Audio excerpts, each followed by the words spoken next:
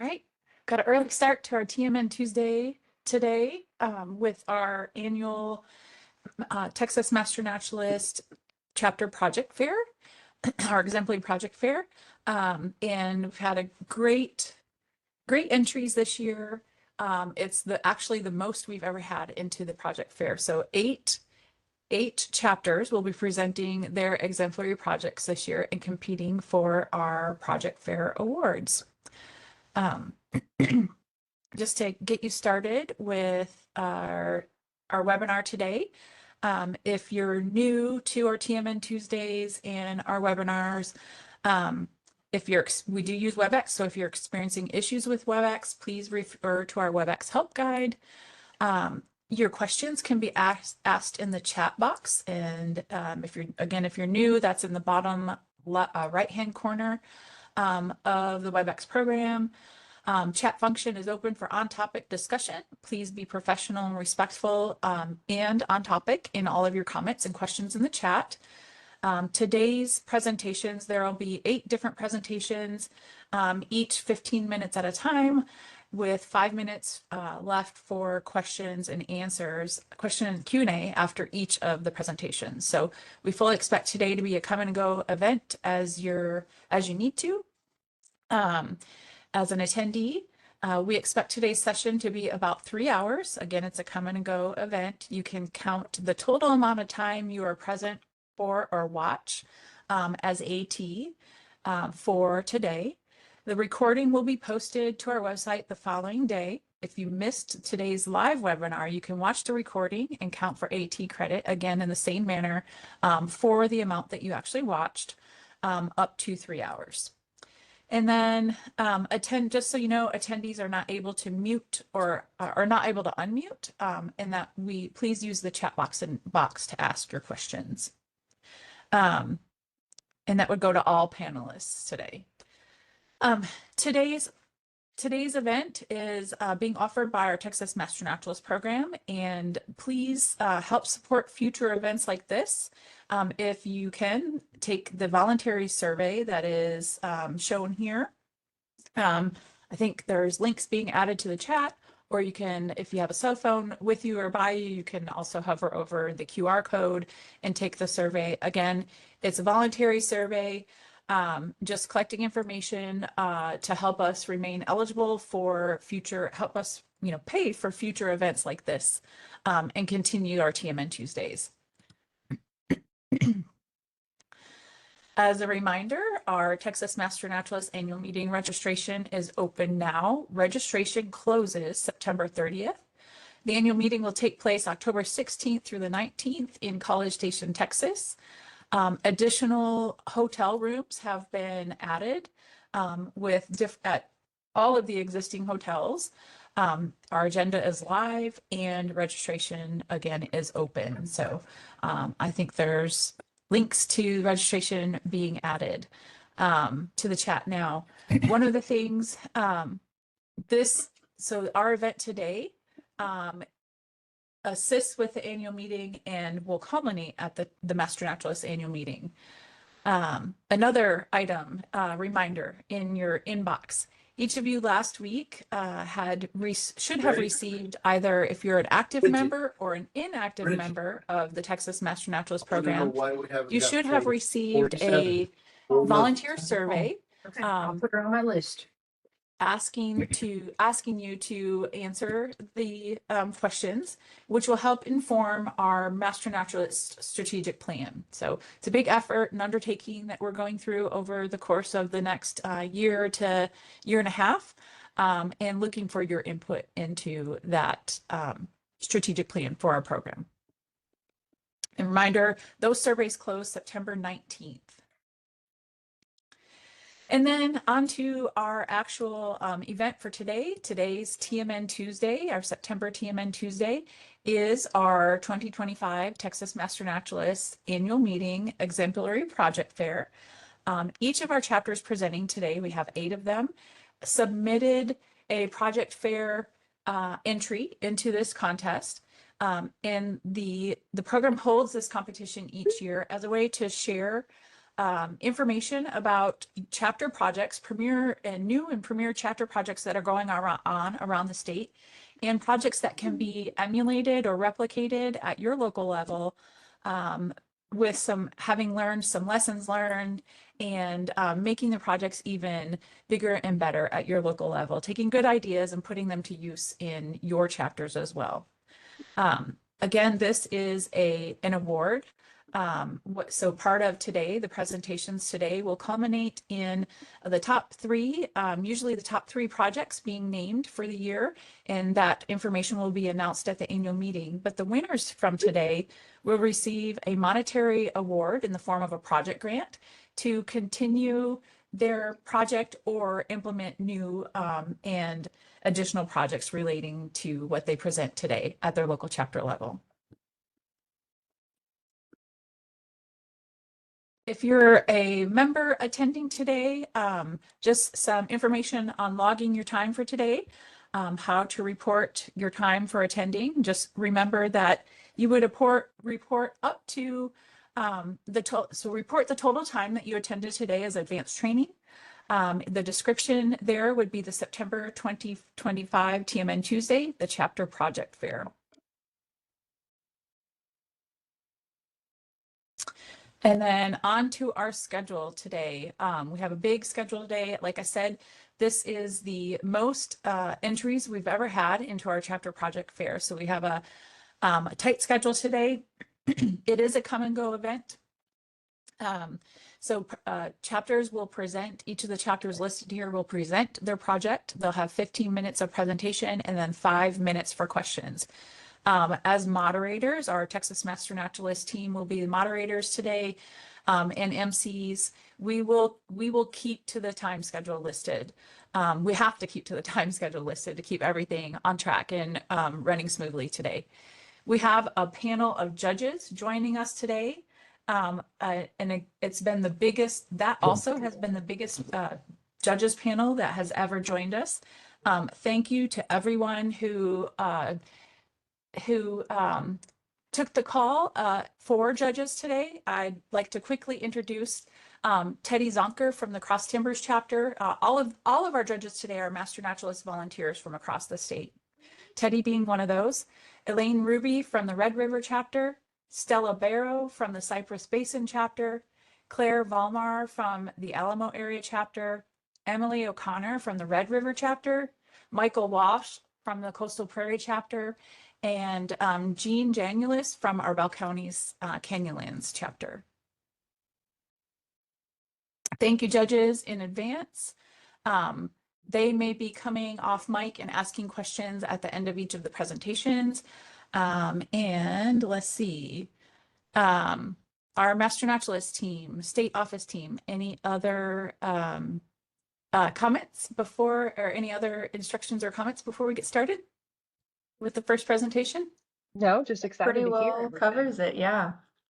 Just everyone make sure you note that we will have a little bit of a break for our judges and panelists in the middle there. So if you feel the need to stretch your legs, but you want to kind of wait off till that break, feel free to do so.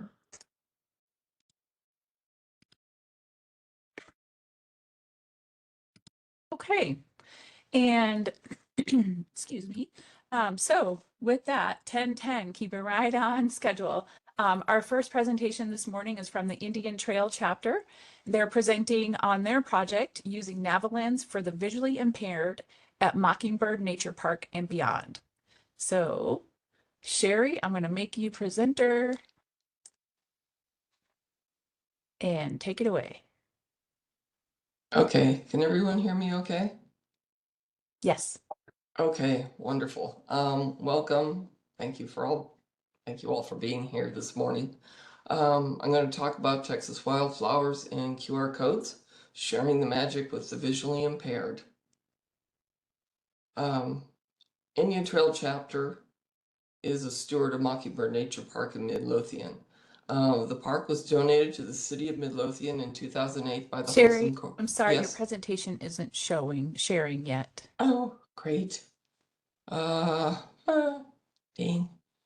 Let's see. Let's go back.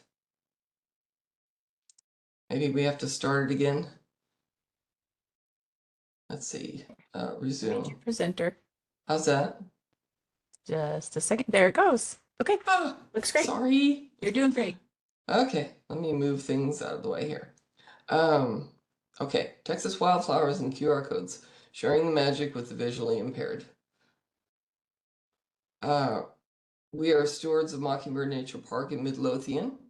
Mockingbird Nature Park was donated to the city of Midlothian in 2008 by the Wholesome Corporation.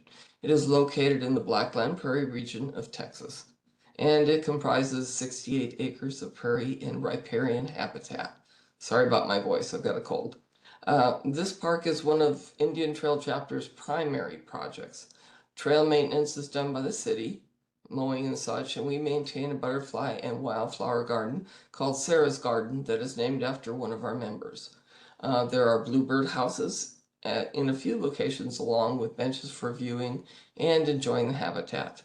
I've shown some of the favorite seasonal wildflowers found in the park here. There's also abundant bird life such as painted buntings and mammals and insects. Here's one of our springtime shots showing one of the many color changing palettes of flowers. Also, we have the rare white rosinweed, which we're very proud of, with its sandpaper type leaves.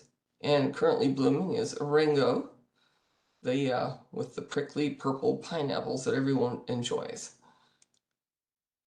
Now, in 2023, while I was having breakfast and reading the cereal box, because I read everything, I read the back, and the idea of the NaviLens project became my new brainworm.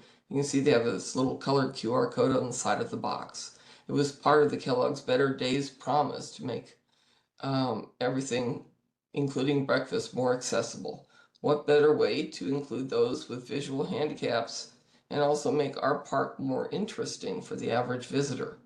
So my project request was approved, and Tanis Lambert was the first to accompany me on this long journey.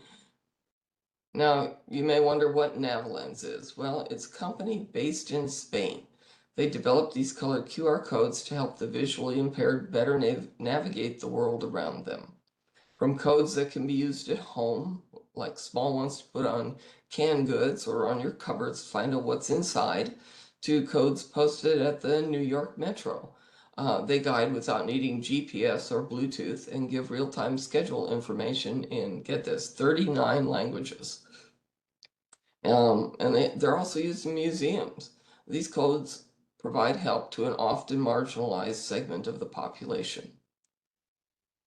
Now, initially, our chapter hoped we could do this project at both Mockingbird and at Kachina Prairie in Ennis, which we also care for. It took many months of research and emails back and forth with NaviLens, and to their credit, they were very patient with me as my efforts to find funding took quite a while. Heather Dahl, the head of the Park and Rec Department in Midlothian, was familiar with Texas Parks and Wildlife grants, which I was considering, and instead suggested I submit my funding request to the Midlothian Community Development Corporation. They fund small projects in town. Kachina Prairie was removed from the request as it is in a different city.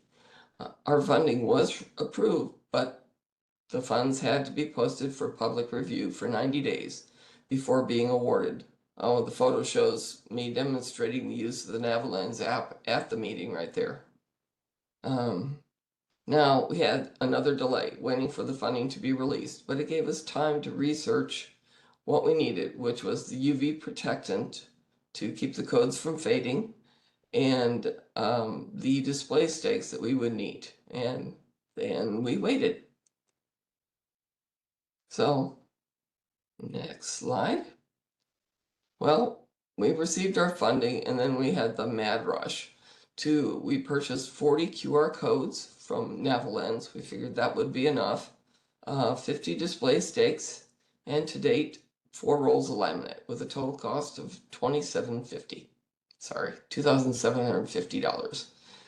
We were now able to access the codes and the spreadsheet where plant information would be accessible to the apps. It took a while for the NaviLens people to do the initial work, assigning codes to our information, and making sure I had done the data entry correctly. After a video call with our liaison in Spain, Beatriz Barrobotas, I gained instructions on how to access and change our data. Our tech expert, Matt Bacon, walked me through setting up a separated Google account just for NaviLens. Chapter members were selected for their extensive plant knowledge, and we have quite a few of those, and were asked to submit wildflower facts for 32 plants that we chose. 3 signs were general, like the blackland prairie, grasses of the prairie, and trees in the park. When we didn't have a plant description, I wrote one up. Editing, as suggested by my co-chair, to encourage using one's other senses, smell, sound, and touch. Since I'm sighted, of course, I had to look at it from a different viewpoint.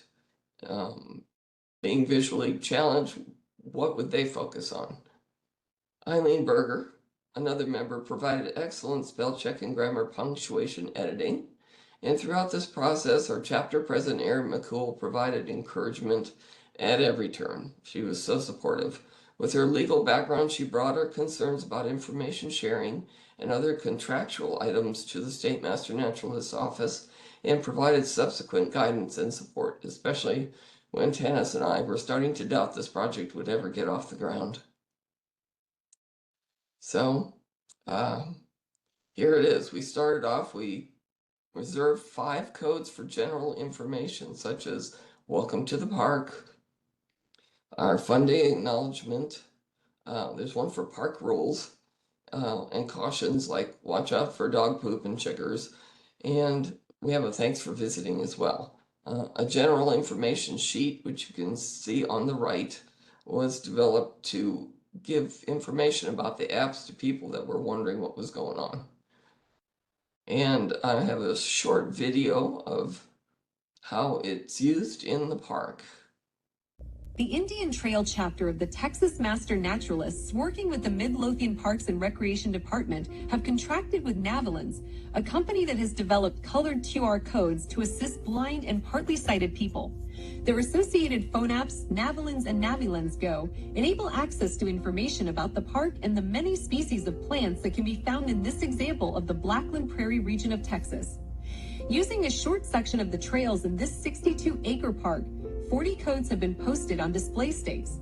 Using the NaviLens app, designed for blind users with Audible Deliver, or the NaviLens Go app for low vision or sighted users, the information can be delivered in one of 39 languages. The Go app also has photos, so you know you are looking at the correct plant. The beauty of this system is its flexibility. Stakes can be moved to highlight currently blooming plants, and the associated information can be updated by a master naturalist on a secure cloud server. Regular visitors to the park can now enhance their visit by taking their own self-guided nature walk anytime, in addition to those scheduled and led by Indian Trail Master Naturalists during the spring and fall months. This program will be in place for 2 years, so come out to the park, bring your friends and family, and learn about this special pocket of Blackland Prairie and its inhabitants. The Indian Trail... Sorry. Okay, for those of you that were not able to see the cell phone screen in the video, here I demonstrate, this is what you see when you use the app. It connects with the QR code and then the information will pop up. Now, what the video didn't demonstrate is that the app makes a certain sound when it's trying to find a code. It gives a series of blips that increase in frequency when a code is detected. And if you like, I can demonstrate that right now. Let me just put my sound up briefly. Okay. I don't know if you can hear the sound, the blips.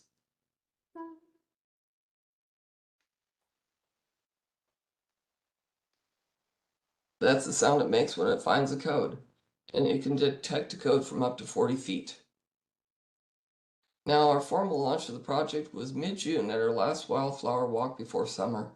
The codes were introduced as a means of providing a self-guided mini tour every day. Turnout that day was small, but we were encouraged by the great comments we received from the volunteers and visitors alike. Just so you know, our chapter does wildflower walks at Mockingbird every third Saturday, March through June, and September through October. We also sponsor night hikes, Moth Night, Observe the Moon Night, and the annual Mayor's Walk in the spring. Now, the real work got started, realizing we really needed to check the codes once a week to make sure they were by viable plants or even in their original spots. Tanis and I started looking for help. Scott Bourgeois from last year's training class stepped up and quickly became our savior. Really, he did.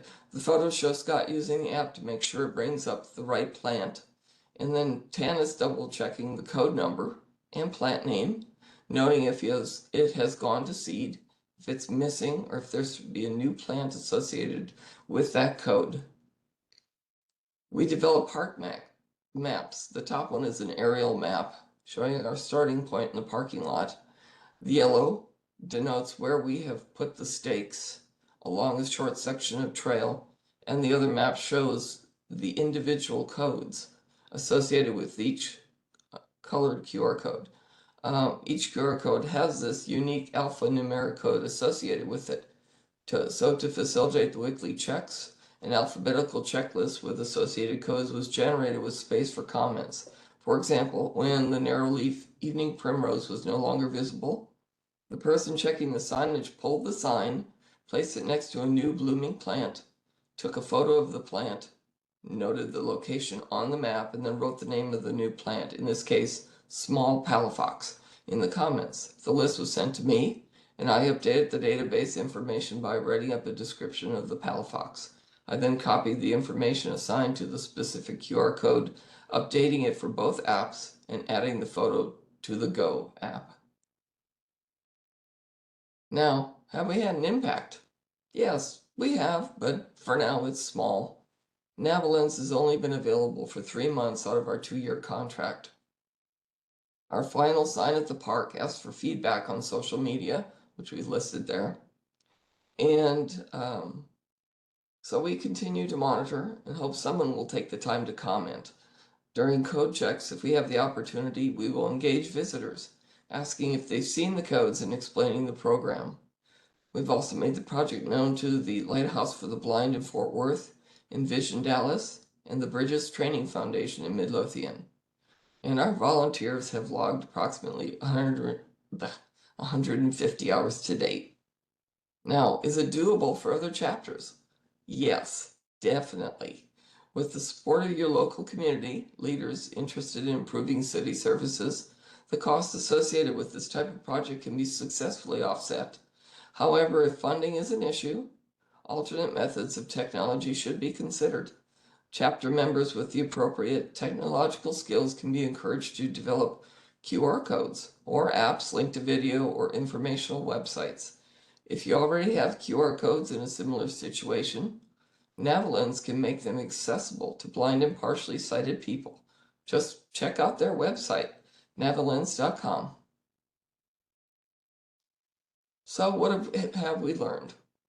Well, finding the best laminate is indeed challenging and has to be matte as per the specs from NaviLens and UV resistant for our intense Texas sun, and it has to stick to itself. Sealing the edges is vital to keeping out moisture, as we have discovered. We've had to replace some signs. And I encourage you to generate a larger support group. Sign up project members as soon as possible so the work can be spread out. Engage your plant experts. They are your biggest source of unique information on the plants that you are showcasing. And above all, engage your entire membership. They're the ones bringing your project to life. So do an intro to NaviLens class for your membership to bring everybody on board. Now, here's the people that made it happen. Our chapter members, of course, the Midlothian Community Development Corporation, Midlothian Parks and Rec, Texas A&M AgriLife Extension for Ellis County, and the Communications Department in Midlothian for their video that they did for us. Now, I won't name everybody on my support list here. That would take me over my time. But I would also like to acknowledge my family who put up with an awful lot from me. having to go out to the park again and again and again and spending long hours on the phone. And thanks to everyone on this list. This project would never have happened without everyone's help. Special thanks go to my co-chair, Tanis Lambert. This project would not have been possible, definitely, without her editing skills and her never-ending words of encouragement. And I leave you now with a very interested lynx spider. He's checking out the QR codes too. And what is currently blooming out at the park right now, which is snow on the prairie. And with that, I am done.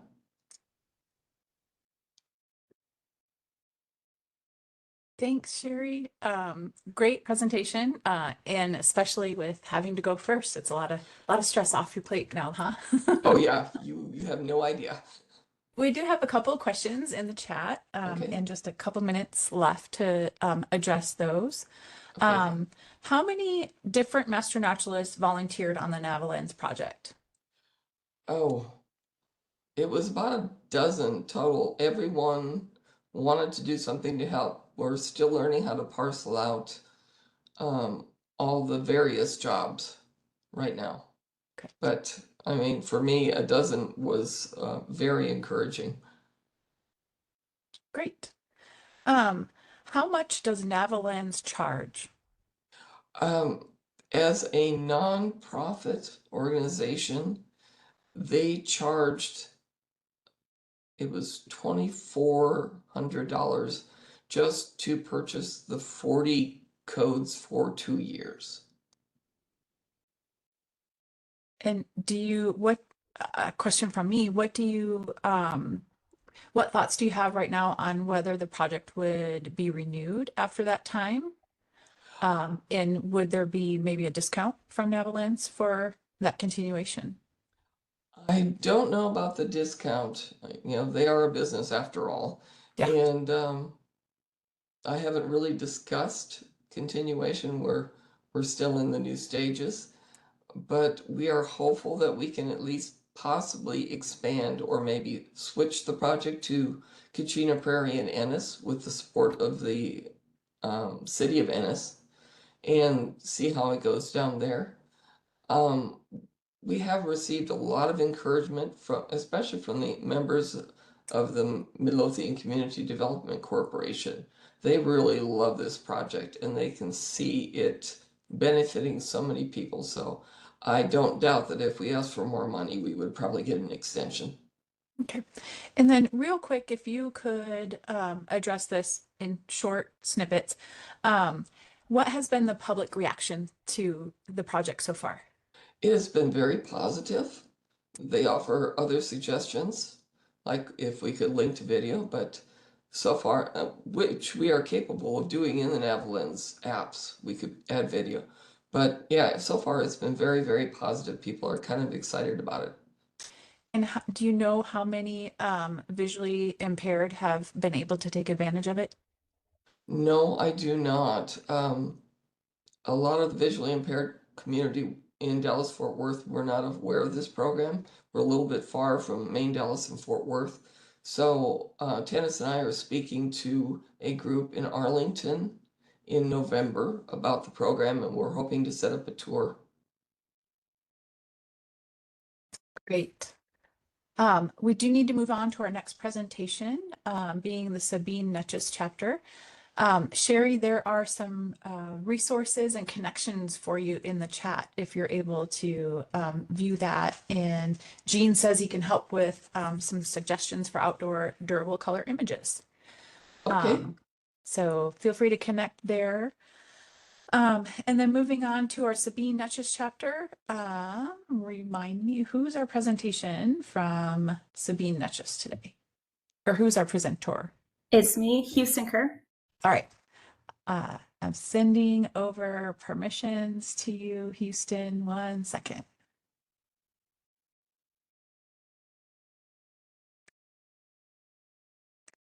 All right. There you go. All right, great. Thank you. All right. Well, first of all, I'm very excited to be here presenting this project to you guys. This has been a big project of our chapter for the last couple years. It's been a big accomplishment, and it's been wonderful to see how it has just been growing and growing. So I'm really excited to share this. Let me get my presentation pulled up.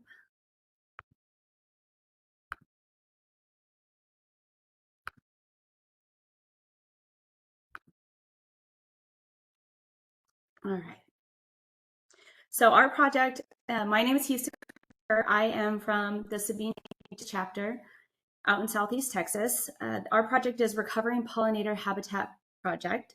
And what this really incorporates is trying to bring back some of the lost habitat for pollinators. So 1/3 of global crops rely on pollinators. Pollinators are crucial to our food and to our crops and everything with our nature and ecosystems around us. Texas is a key migration route, especially for the butterflies, and numbers are declining due to habitat loss. You know, we have new homes being constantly constructed. We have cities building and expanding, and so we're continuously losing our habitats for all these pollinators. And if we don't have pollinators, we're not going to have gardens, we're not going to have food. So this is a problem that is affecting everybody, not just our local chapter. So our mission, we want to bring back the pollinator habitats, or bring back pollinators by restoring habitats. The problem is urban developments, herbicides, poor landscaping, and then we want to have these safe gardens for all these butterflies that are in migration and for just our local pollinators. So how we're doing this is we have reached out to around 20 cities in our 3 counties that we serve. So far we've planned 6 gardens in 2024, and we completed 4 of them. So what we did, we reached out and we were trying to figure out who's interested, who has a space, and who has money to be able to implement our program. And with our members, we were able to come up with 3 unique designs so that we could present them and see what everybody wants. Not everybody wants a big garden right outside of their building. And so we wanted to be aesthetically appealing and for people to want to come and see what it looks like. Part of this too is we had to, anybody that we partnered up with, we had to get a signed memorandum of understanding, or MOUs, with all of our communities. So this also showed that we were here for a long-term commitment, and that's helped us to really build some strong relationships with the community around us. So this right here, this is an example of one of our gardens that we constructed. This is at the Giving Field in Beaumont, Texas. This was one of our first designs that we kind of were pushing. It's just out of cinder blocks, and it was pretty simple, pretty easy to construct. It looks really nice, and this provides great opportunity for it to be sustainable. The cinder blocks will last quite a while, and then you can see here on the bottom left that picture. These gardens give such a great opportunity to give education, and so this Giving Field, particularly this garden, is it's a local garden that grows fruits and vegetables for the homeless population here in Beaumont. And so I was talking with the director there, and he's so grateful that we were able to build this through donations so that it can help bring more pollinators to his garden. He expressed concern over this last year how the beehive that he had there at the garden has just left, that the colony is completely gone. And so he's concerned about what's going to happen to the future, and he doesn't want a decline in his produce. So he's really grateful for our chapter and building this and maintaining it, and then also educating the people that come to the garden. Here's another example of one of our gardens that we constructed. This is at Orange Boat Ramp in Orange, Texas. It's the same design as the first one. And we were able to work with the city in this instance, and they were helped construct this box. And then we were able, through grant money, to get the plants, native plants, and to incorporate them into this garden. So as we continued with this project, we started coming up with different ideas. It's continuously evolving. And this garden that we were able to plant here, we were able to make it ADA compliant. And we couldn't do that with the cinder blocks. That would have cost way too much. And so we came up with another design out of cedar wood, and it's taller and lasts a lot longer. This is another great example of how we were able to get the community involved. We had about a dozen seniors from a local school come out and actually physically get their hands in the dirt and plant these native plants. This allows them to really see the impact of what it's going to do and getting out there in our community. So as we further keep expanding our project, this is another example of kind of switching up how we're doing things, finding out a better way of doing it. This is a new garden bed that we've decided to start implementing. It's easier to construct, it's lighter, it doesn't take as much intensive labor, and then it's aesthetically appealing, and it fits within our budget. And so this shows all of our hardworking chapter members getting out there, getting their hands dirty for the community. So our resources and support. It's definitely a team effort. This is something that just our chapter alone could not accomplish. So we've had to partner up with some great associations. We partner with the Big Thicket Biosphere Reserve, Texas Native Plant Society, and the Master Gardeners. We've partnered with our cities, our local cities, Beaumont, Orange, Vidor, Port Arthur, Charlton, Pollard, and then a mix of industrial and commercial and private funding. That's really important for us. We cannot progress with this project without funding. And we have gotten, as we're continuing to grow and grow, we're getting more and more interest in our project, and more people are willing to fund it because they continue to see the importance of what we're doing. And with all of this, we do really focus on native plants. That is our primary focus. That way we have everything that we need for our local pollinators. So volunteer power. We have such an amazing chapter. We have so many great volunteers that get out there and are willing to put in the work. So all of our beds are built by local volunteers. To date, we've planted a little over 1,000 square feet of habitat. And then we've had about 31 hours of outreach to kids and adults, and then over 400 hours from our chapter alone. So our chapter has really just jumped into this and taken this project wholeheartedly and trying to get it out into the community. Some of the things that we've been able to do, which have been really neat to see, is to really engage our entire chapter. And just from our new in training members to members that have been there since the chapter began. There's something for everybody in this. And it's one of the things that really helps with our mission of Texas Master Naturalist is to train our volunteers. And so these are a couple examples of what our volunteers have done. We have our own committee, a Pollinator Garden Committee in our chapter. And with that, we have subcommittees. And they've built our website where with all of our gardens that we've planted, there are QR codes that they can scan, and it brings them back to our website to learn more. You can get on there and you can find what kind of plants do you need in our area. We have a big geographical area that we can't plant the same plants that we're planting in Hardin County as we would do at Sea Rim State Park. So we have to have a great list for local communities and our neighbors to get out there and see what they need to plant in their area.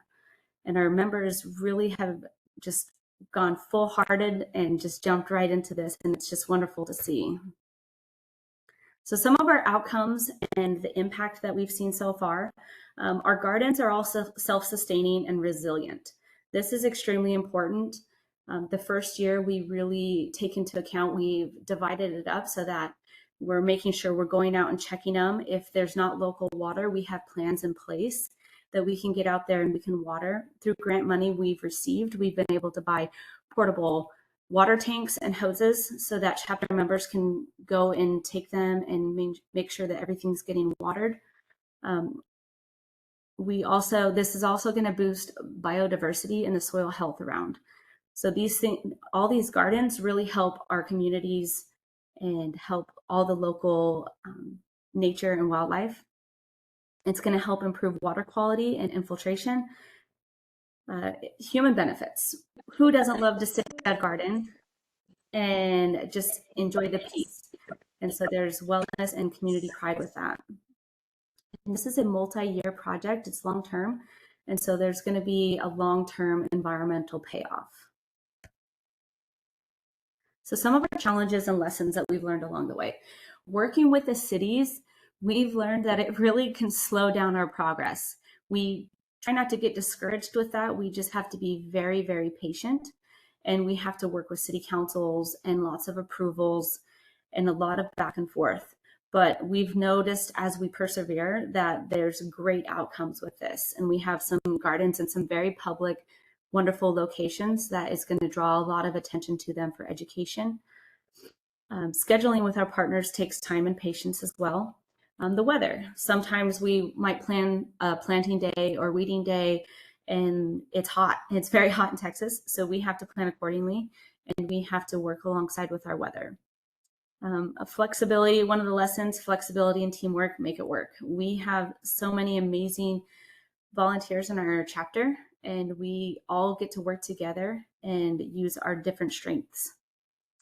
One of the biggest challenges, though, that we do come across is definitely money. So without funding, this project cannot go on. Each plant or each garden that we plant, depending on the size, it's going to start at a minimum of $300 and go up from there, depending on the size. So this is something that we take into consideration and we try to be very judicial with our spending. And we want to make sure that we're continuously looking for money for grants. So our chapter works together as a team. Anybody hears an opportunities, we go work together to try to secure as much as we can so that we can just benefit our community.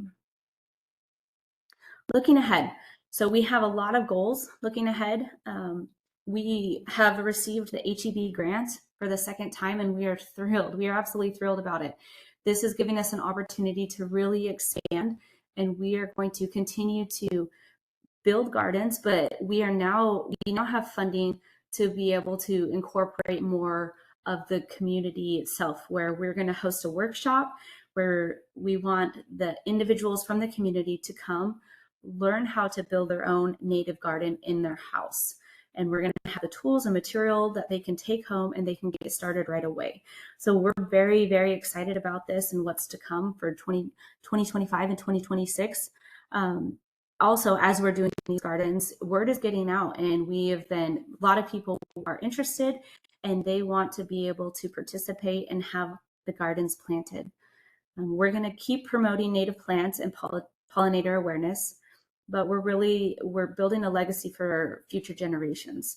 If we can continue to build these gardens and restore pollinator habitats, we are going to see a huge impact across the state. This is a project that really every chapter could easily be doing with the native plants that work for their geographical location. And I really encourage everybody to take an opportunity to see how they can build more pollinator gardens and help bring back these habitats. And a huge thank you to all the volunteers of our chapter. Our team works very, very tirelessly, from our pollinator garden committee who builds these great habitats and then kind of passes this off to our public outreach committee, who then gives these awesome educational sessions to children and to adults, and it really helps kind of tie it all together. So I'm grateful for them and for the partners that we work with in our community and for all the grant money that we've gotten, because we cannot do it without that. So we're extremely grateful for that. And thank you for everybody that's listening. This is really exciting to have so many people be present and be excited to, further the Texas Master Naturalist mission. That's all I've got. Any questions? Yes, there's a couple questions in the chat. Let's see, let me scroll up to the top of them. So there's one question specifically asking, was 2024 your first year of the program? No, we started about mid-2023. That was when the Pollinator Garden Committee was first created, and then it's kind of just blossomed since then. You mentioned some of the grants that your chapter has applied for, being Pollinators for Texas projects, project grants. Were there other grants your chapter applied for to support this project? Yes, we have several nonprofits and foundations in our area that we've applied for, and we've received several from them. So we're continuously trying to, and there's small grants, but we take anything that is going to help further our mission. Okay. Another question asks about watering. How are you watering the gardens? Yes, that's a great question. It's so hot in Texas, and so we want to make sure when we're planting these that they're not dying. We do have the portable water tanks that we have, and so we have members that is part of the Pollinator Garden Committee. They have an assignment that's part of them getting volunteer hours to be checking on these gardens routinely and making sure that they are watered appropriately. We also, some of the locations, we're able to team up with their local landscaping to make sure that there's something in place before we even start planting. There is a question about the MOUs. This may be some more information you can send after the meeting because it might be a pretty detailed and in-depth answer. So the question is, what's contained in the MOUs? Do the beneficiaries have to commit to doing some of the maintenance? That is a great question. I do have Mary Bernard. She's one of the committee chairs in the chat. She might be able to answer this a little bit better. That I did not write our MOU for any of these. Mary, maybe this is something that you could possibly tackle in the chat. Yeah, just real quick. Here, perfect. Am I unmuted? Yes. What we do in the MOU is outline our responsibilities to create the garden and bring it to whoever our agent is, and then also their responsibilities.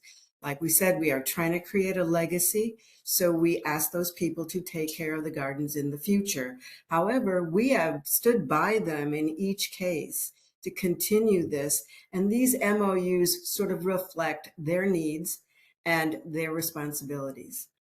In the future, they may change considerably.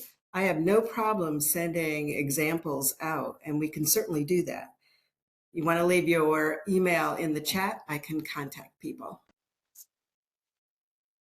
Yeah, and just some word of caution about considering MOUs with your local community. Like if you're a chapter wanting to consider some MOUs and in this version of a project or any other, no MOU is the same.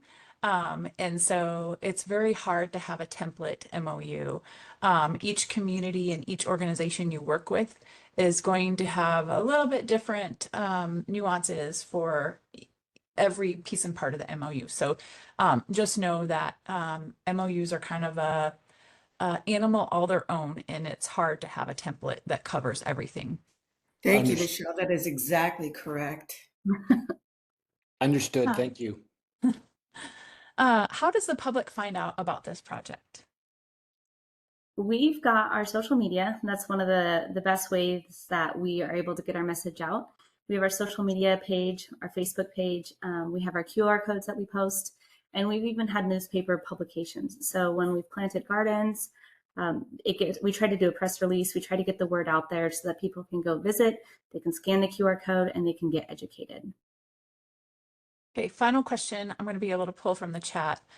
And there are a lot of questions in the chat, so if y'all could maybe help answer some of those after the presentation. But final question, how do you get feedback from the public regarding the gardens? That can be tricky sometimes, but we do have, when we do have these educational workshops or events that we go to where we have a tent set up and we have volunteers there answering questions, a lot of people share it. They're very open to expressing how they feel about these things. And a lot of people have shown a lot of gratitude that we're willing to, first of all, go out there and just share our knowledge. People are very excited about that. And then they find it very neat that we are planting these gardens. And so that is one of the ways that it's just through feedback from our community personally. Hopefully that answers your question. Thank you, Houston. We do need to move on to the next presentation. And that's going to be from our Trans-Pecos chapter. And I'm going to go on the hunt for Jan, who will be our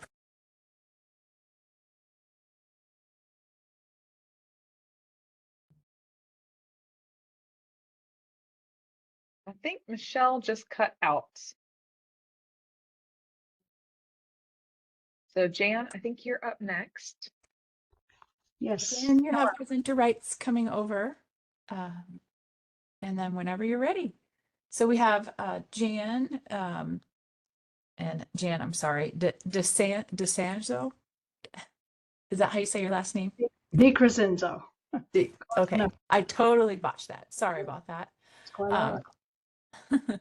Jan is from our Trans-Pecos chapter, and they are going to talk about the Living Landscapes Project, Interpreting Desert Ecology and Indigenous Heritage at the El Paso Museum of Archaeology. Okay, thank you. Let me get set up here.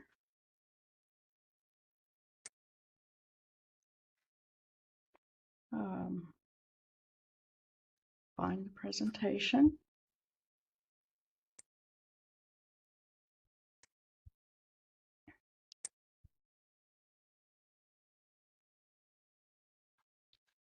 Okay, can everyone hear me okay and see the presentation?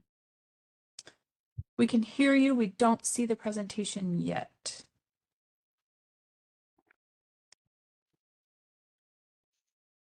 Do I need to do something?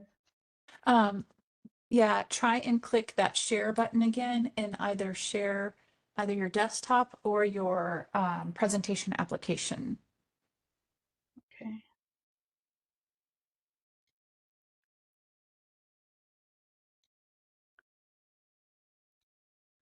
Okay, it's grayed out. The share is grayed out.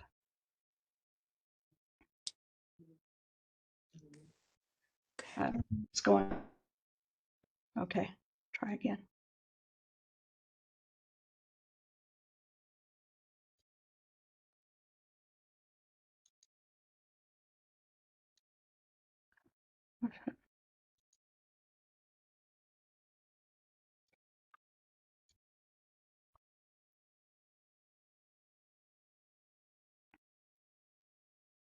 Jan, what do you see on your screen? I'm still seeing the participants. Okay, so in your WebEx application in the program, there should be a bar. You might have the participants screen open and you may need to close that part and then find the WebEx bar at the bottom typically of the application that has the options to mute, unmute, share your video, stop your video, and the Yes. next button over from that should be share. Yes. And if you click on that, it will host a pop-up that will ask you some questions about where you want to share your screen. And that's not Okay. okay. Now I do have what do you want to share? Okay, let me go to Yep. my Either share the specific program or the whole screen. And then there's one more button that you need to push that is the share button. optimize for text and images. Yes, ma'am, that would be Yes. great. Unless you have a video. Do you have a video in your presentation? No. Okay.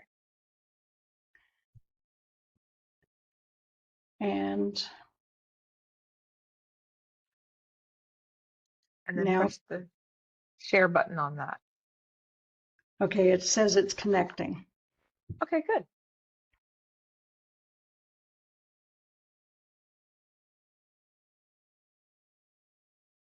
We're not seeing it yet, so it may be just a second Yeah. while it's working. Still spinning. Sorry. I'm so That's okay. this worked quite well yesterday, didn't it? Yeah. It always does that. Yeah.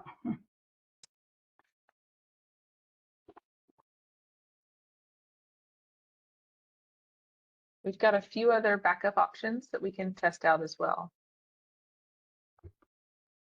Or if you want to try and email that presentation to one of us, we can share it for you if that doesn't work and find some extra time in our schedule to adjust to. If if this plan A doesn't work.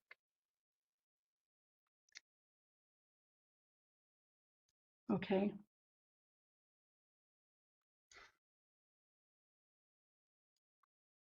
So we're still not seeing it. Do you want to cancel the share and then try and do it one more time?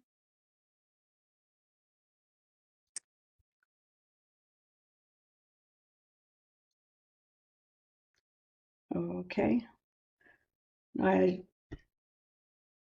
don't we try that, Maripel? You want to just take presenter rights, share real quick, and then we'll reshare with Jan.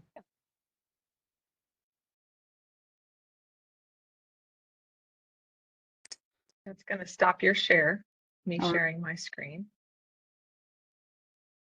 And now we can make you presenter again.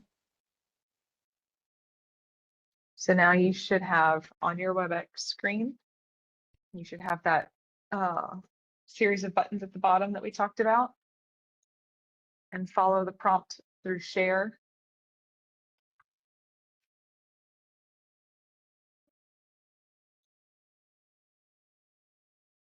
Tell me what you're seeing so I can help. Choose what to share with PWD events. Perfect. The options are WebEx webinar, new tab, or Google Calendar. Do you see a screen option on the left? No. Okay. Let me show you what mine looks like. So this is what mine looks like when I have that share screen option open, and I like to select this one right here. This one. Okay. Otherwise, if you can share that option and then press that share button, it should share it for us. So I'm going to give it. And Rafa said he could try and share his screen if that would help also. You had Rafa on to help you today, Jan. Yes, yes. Okay. You want to try that? Or you want to try and share your screen one more time? And if not, we can see what Rafa can help with. Okay. We're seeing Okay. your WebEx program.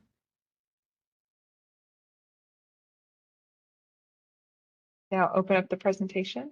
There it is. Okay. Yay. Yeah. All right. So do I have control over it, or does Rafa? Yes, ma'am. You can go ahead and start presenting and start clicking through your slides. Okay. Is it? Oh, this is it? Rafa's screen. I'm sorry. This is Rafa's screen. He has presentation rights. And so if you want to go ahead and start speaking to it, and then it looks like he'll start clicking through it when he's ready. All right. Thank you so much, Rafa, and TMN team. Sorry for the delay. My name is Jan DiCrescenzo, and I'm joined here by Rafa Martinez, who will be responding to your questions in chat and scrolling the slides for me. We're both Master Naturalists in the Pecos chapter, here to tell you about our Living Landscapes project with the El Paso Museum of Archaeology. The aim of this project is to participate with the museum in their effort to conserve and restore desert landscape and to promote Native American culture through education and public outreach. The El Paso Museum of Archaeology was established in 1977. It presents nearly 20,000 years of prehistory in the greater Southwest and northern Mexico. The Southwest is very important archaeologically, and the museum's permanent exhibits are designed to educate visitors about American Indian lives and their culture. The time period depicted at the museum starts with the Paleo-Indians living in this region at the end of the last ice age and extending through to their modern descendants. The museum also contains temporary exhibits that are periodically changed to reflect the scope of the museum's collections and the interests of the community. 10 of us regularly volunteer here at the museum every week. Other master naturalists in our chapter and interns join us frequently as their time permits. Our regulars are divided into two teams. One team's responsible for the outdoor exhibits, trails, and cactus rescues, while the other team is responsible for Pollinator Garden and the Three Sisters Garden and the wildlife cameras. Next slide. Trail building and maintenance is one of the things that our TMN team manages. The trail system features several clearly marked interconnected nature paths with rest areas all along the way. When the team designed these trails, they did so in a way that follows the natural contours and terraces of the land. The volunteers have marked the trailheads for each trail entrance, including the Kastner Ranges National Monument Trail. We nearly always see visitors hiking these trails and enjoying the magnificent views of the surrounding landscapes and mountains. Next slide. Our team is also responsible for preserving the outdoor exhibits and points of interest that are featured on the museum grounds. These include a pueblo with a dig site that is set up just like a real excavation would be, an 8,000-year-old mortar stone, 14th century metate, a 19th century millstone, an old Army escort wagon. There's also 7 sculptures in what we call the sculpture garden that our team helped set up and secure. Those sculptures were created and donated by a local artist whose name is Ho Barron. The team helped to erect the authentic Mescalero Apache teepee frame that's located near the entrance of the museum. And they have recently built a giant compass rose and a sundial. They spent a lot of time checking and double checking to make sure that they had accurately identified true north for their compass, and that their sundial really does keep accurate time. They're also currently working on a replica of a Mescalero wiki-up, and if you're not sure what a wiki-up is, Rafa can tell you in the chat. Next slide. The team has rescued hundreds of cacti from construction sites in partnership with the El Paso Cactus and Rock Club, and with permission and in compliance with the landowner's requirements. Many of these cacti have come to the museum for transplant, while others have been taken and relocated to other various sites across the city. Part of the care of these newly transplanted cacti involve manually transporting water in 5-gallon buckets to water them until they're well established, which is especially important during our ongoing periods of drought here. Next slide. Considering the long periods of our extreme drought that we experience here in the desert Southwest, the pond, which is located in the museum's sculpture garden, serves as the only healthy water source for the animals, birds, and insects that live around the museum. Our volunteers manually maintain the water levels in the pond, and they also take care of doing things like keeping it flush, scrubbed, and refilled. In addition, they had to rebuild the concrete border around the perimeter of the pond a couple of months ago because they found it to be leaking. Next slide. If you're curious about what wildlife live at the museum, I can tell you that they are really too numerous to name. One of our volunteers brought 2 motion sensor cameras, wildlife cameras, to the museum beginning a little over a year ago. And after seeing the photos and videos that those first 2 cameras were capturing, we decided to expand our reach. So we now have 9 cameras mounted throughout the grounds. We have not, I can promise you, we have not grown tired of the fascinating images that those cameras are capturing. And of course, during the daytime, we see a wide array of reptiles, snakes, including rattlesnakes, amphibians, and birds with our own eyes. And these include the usual suspects like lizards, this red-spotted toads. I mentioned the rattlesnakes, dove, quail, roadrunners, and many others. And for the first time in many years, I've seen horned toads at the museum, which means that the red harvester ants are back, and we're all very happy about that. We've also been surprised by a domestic turkey that showed up and the bighorn sheep that now reside at the Franklin Mountains. And we also saw a pocket gopher, which is usually nocturnal. So if you'd like to hear the story, by the way, of the domestic turkey, Rafa can explain that in the chat. The nighttime visitors, next slide, please. The nighttime visitors to the museum represent the most exciting of our wildlife findings. Our cameras have captured videos of mule deer, javelinas, bobcats, coyotes, foxes, raccoons, and lots of rabbits, all of them very active during the nighttime hours. The images are so interesting and numerous that the museum mounted a monitor in its lobby to show the videos to the public.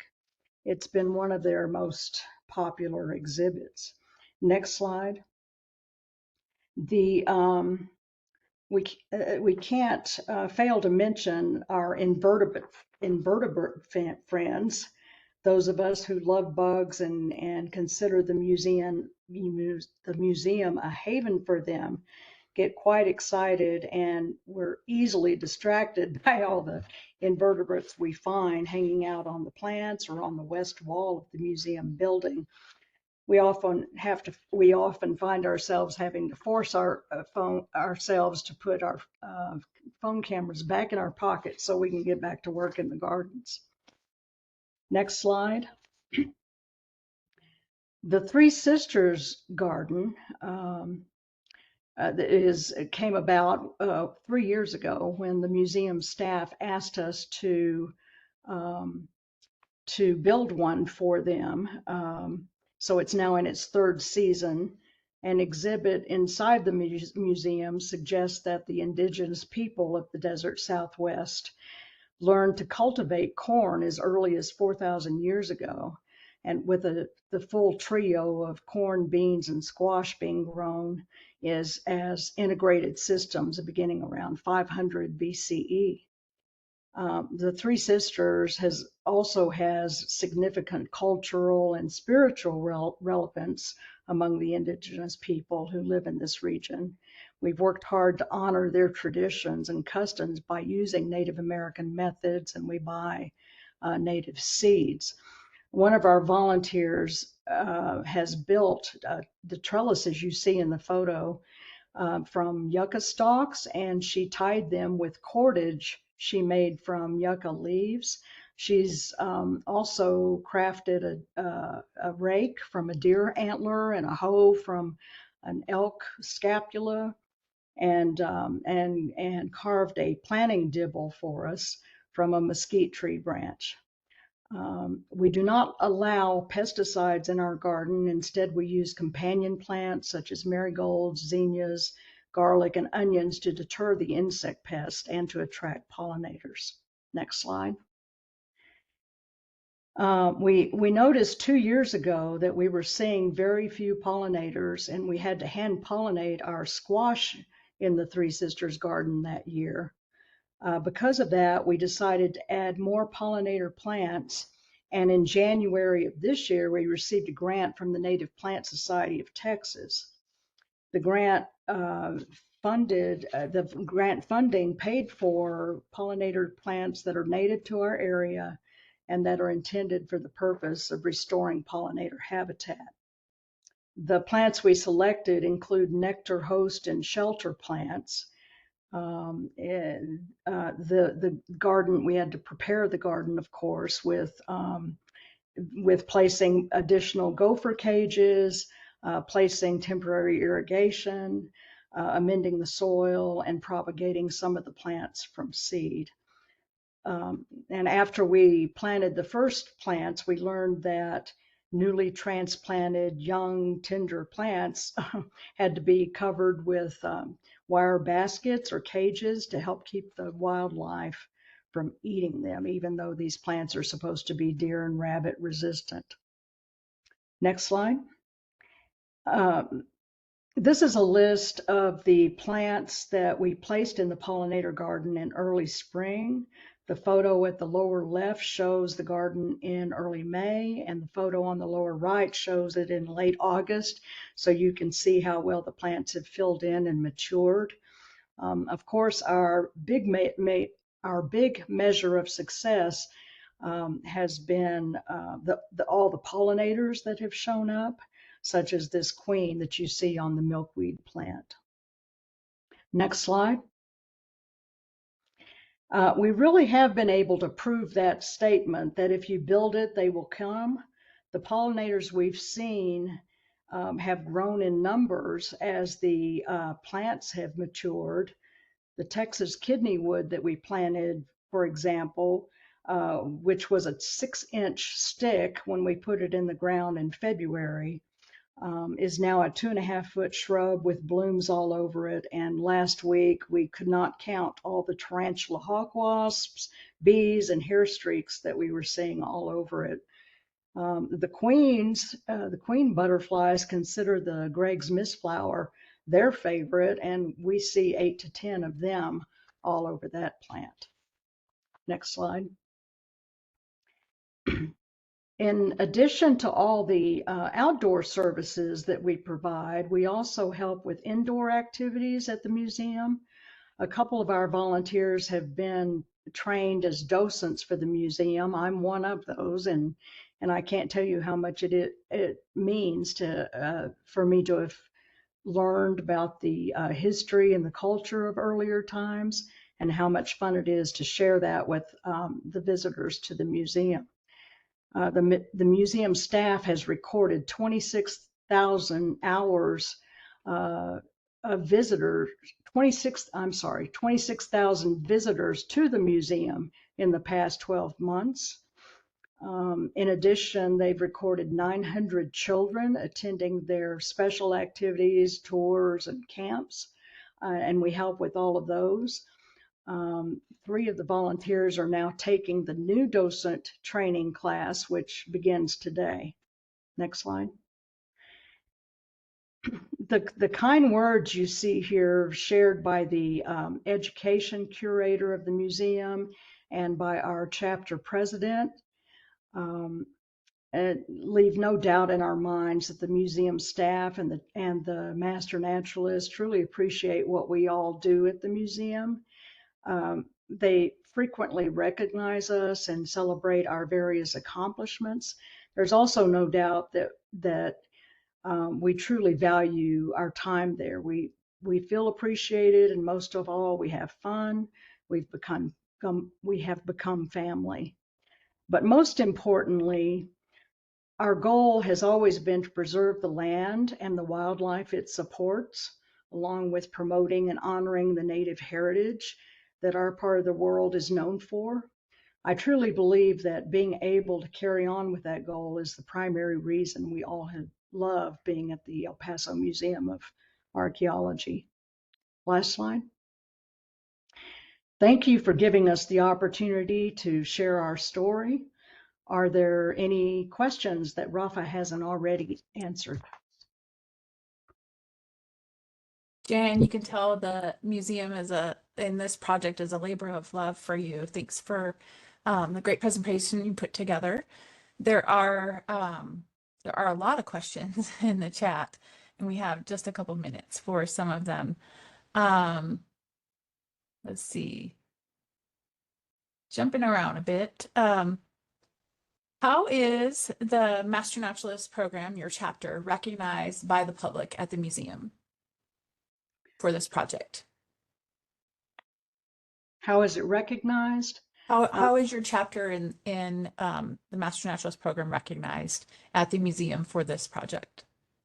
There's been several lectures, events, programs, camps, and we're always introduced, and the work we do is shared to the public, to the visitors. When we're there, we encounter the visitors directly, and they tell us directly, thank you, and what a great job we're doing. And so, yeah, we hear it, and we feel very good about. It helps us feel very good about what we do there. It's hard work, Yeah. but people acknowledge that and Sure. express their appreciation for it. Yeah. Who was the driver for this project? Was it the museum that contacted your chapter, or was it chapter that contacted the museum to get it started? Well, the master naturalists have been volunteers. The museum has been a designated volunteer site for the master naturalists for more than 15 years.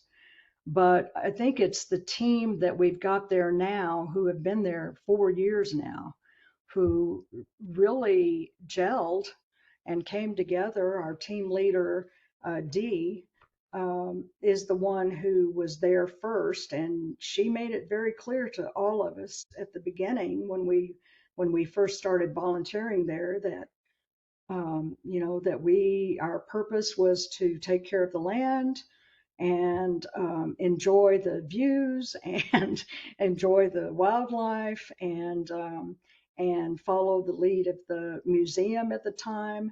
Now it's gelled to the point that the museum staff and the volunteers are just all one entity, it seems. And, we bounce things off of each other. We do get their permission to do something new, but How many master naturalists would you say, how many people from your chapter volunteer at the museum, and how many volunteer hours are spent on that project?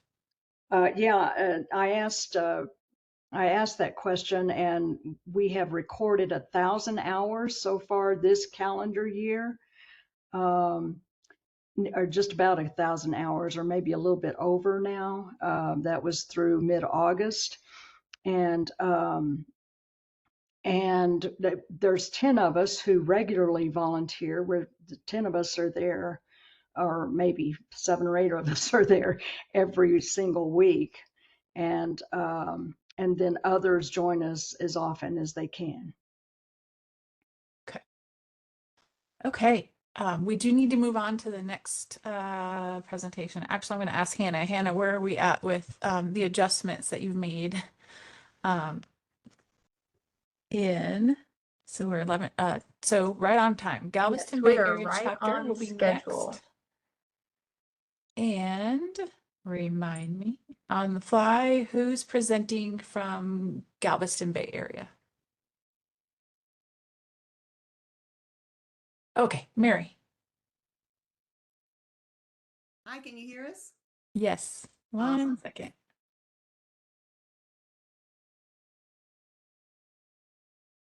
All right, coming your way. All right. Hi, everybody. I'm Mary Doberstein, And I'm Elisa Goforth. and we're co-leads along with Leda Parker of the Globe Patrol Firefly Survey Team. And we were just talking. We are probably both master naturalists because of a firefly. That's another story for another day. But this project, which started in 2022, is near and dear to our hearts. And the impact, some of which was expected and some of which was unexpected, has been amazing through our connections with the scientific community, our connections with our own community, and more importantly, the friendships that we've made along the way. So we have a video that we've made for you to tell our story, and we'd love to introduce you to the Globe Patrol Firefly Watch Team.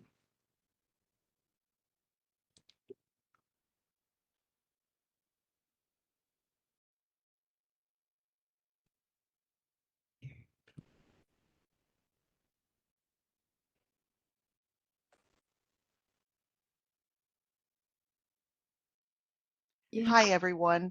I am thrilled today to share with you the Glow Patrol project. This project is led by Galveston Bay Area chapter members, and it has been an amazing mix of discovery, fun, a little bit of adventure as we chase fireflies in the dark, but a whole lot of learning along the way. So let's dive right in. It all got started in 2022 when chapter member Parker teamed up with the Armand Bayou volunteer director at the time, who actually happens to be a member of our spring 2025 class, and they started the Firefly Watch program. The original goal of the program is simple: study and better understand the fireflies at Armand Bayou Nature Center to enhance hikes and offer volunteers a unique observation opportunity. I can summarize the program purpose in 3 words: observe. Observation is powerful. Through careful watching, we've discovered different firefly species and learned about their life cycle and behaviors. Protect. We take what we learn and we share it with land stewards and the broader community. And the third, enjoy. Most of all, we've had fun sharing these magical experiences with the team and then the public through hikes and presentations. So how did we get started? Well, there are 3 areas that were important to lay out. I think building that partnership, securing access to be able to survey at Armand Bayou after hours was crucial. Leda Parker was a longtime volunteer, and that was very helpful in getting us started. Another one is we set up a regular schedule. Tuesday nights. We have been doing Tuesday night surveys since 2022, so everybody knows that they're participating, who's out there and when. And third, finding and following proven survey methods. Our initial approach was to use the Massachusetts Audubon Firefly Watch program. And we did that for the first few years. And we have since changed over to the protocol followed by the Xerces Society. When we conduct a survey, we chase the sunsets. Things really get exciting once the sun goes down. When we're out there, one of the first things we do is assign roles to keep everybody organized and they understand the role that they're playing that evening. The types of data we collect, one is location. We track location so that we can track our fireflies over time. We track weather and light conditions. We track flashing patterns, flash intervals, and color, and where they're located. And very specifically, we check the habitat. What's around there? What's the water sources? What are the plants? It's through this careful observation and data collection that we are key to us understanding our firefly behaviors and protecting those habitats. Our toolkit has evolved over time. Currently, we have nets, we have petri dishes, we have a clipboard with graph paper on the top of it that allows us to figure out the size of our specimens. We use cameras to take pictures for later ID work, and we use red and white lights when we're surveying. Some of the technology that we've used is Sign Up Genius, which allows us to put all of our Tuesday nights in there, and people can sign up for the hikes they want to come out, the survey work they want to come out. And Google Form, we are also using a Google Form to capture the data on site and in real time. So our references and resources are really where the magic is happening. Leda Parker, from the very beginning, had a copy of Firefly, Glowworms, and Lightning Bugs by Lynn Faust, which became and still is our primary ID references. Elisa Goforth, one of our other co-leads, has really used it to kickstart her identification skills. So back in 2023, we were sitting there, we were looking at our data. We had 4 to 5 different species. We weren't quite sure ID'd, and we had put all of our information in iNaturalist.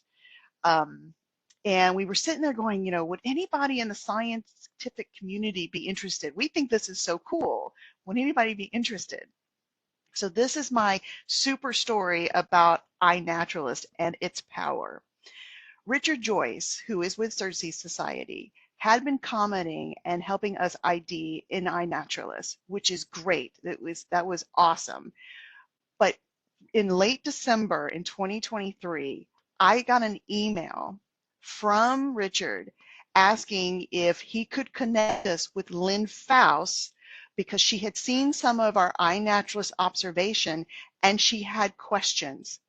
I think I went around the house screaming to my husband, like, oh my gosh, oh my gosh. And I immediately sent an email over to Leda and Elisa. It's like, oh my gosh, Lynn is asking questions. And sure enough, she was curious about something. And she's from Tennessee, and she's like, she had to go to Dallas. And she said, is Armand Bayou Nature Center anywhere close to Dallas? So I told her we told her the truth, that it was not. But she made big accommodations to come out and visit us and see Armand Bayou. And on January 5th, we gave her a tour. And she was particularly curious about some of our findings, which turned out to be we had it wrong. But it led to a conversation. And it led to that opening the door with the scientific community and sharing information. Since then, in working with both her and Richard Joyce, we have been invited to join the Southeast U.S. Firefly Working Group and participating in their Firefly symposiums. And it really these connections all stem from the power of iNaturalist. So I can't advocate for that anymore. It's awesome. Fireflies thrive in habitats that are largely undisturbed, which means they're going to be in your nature centers and your wildlife refuges and your prairies. And so over the last few years, we have expanded our research beyond Armand Bayou and taken our team members to several different sites: the Jocelyn, the Gary Wildlife Refuge, the University of Houston Coastal Center, Exploration Green, and Deer Park Prairie. We are very grateful to the agencies that help make this possible by providing site permits and invitations.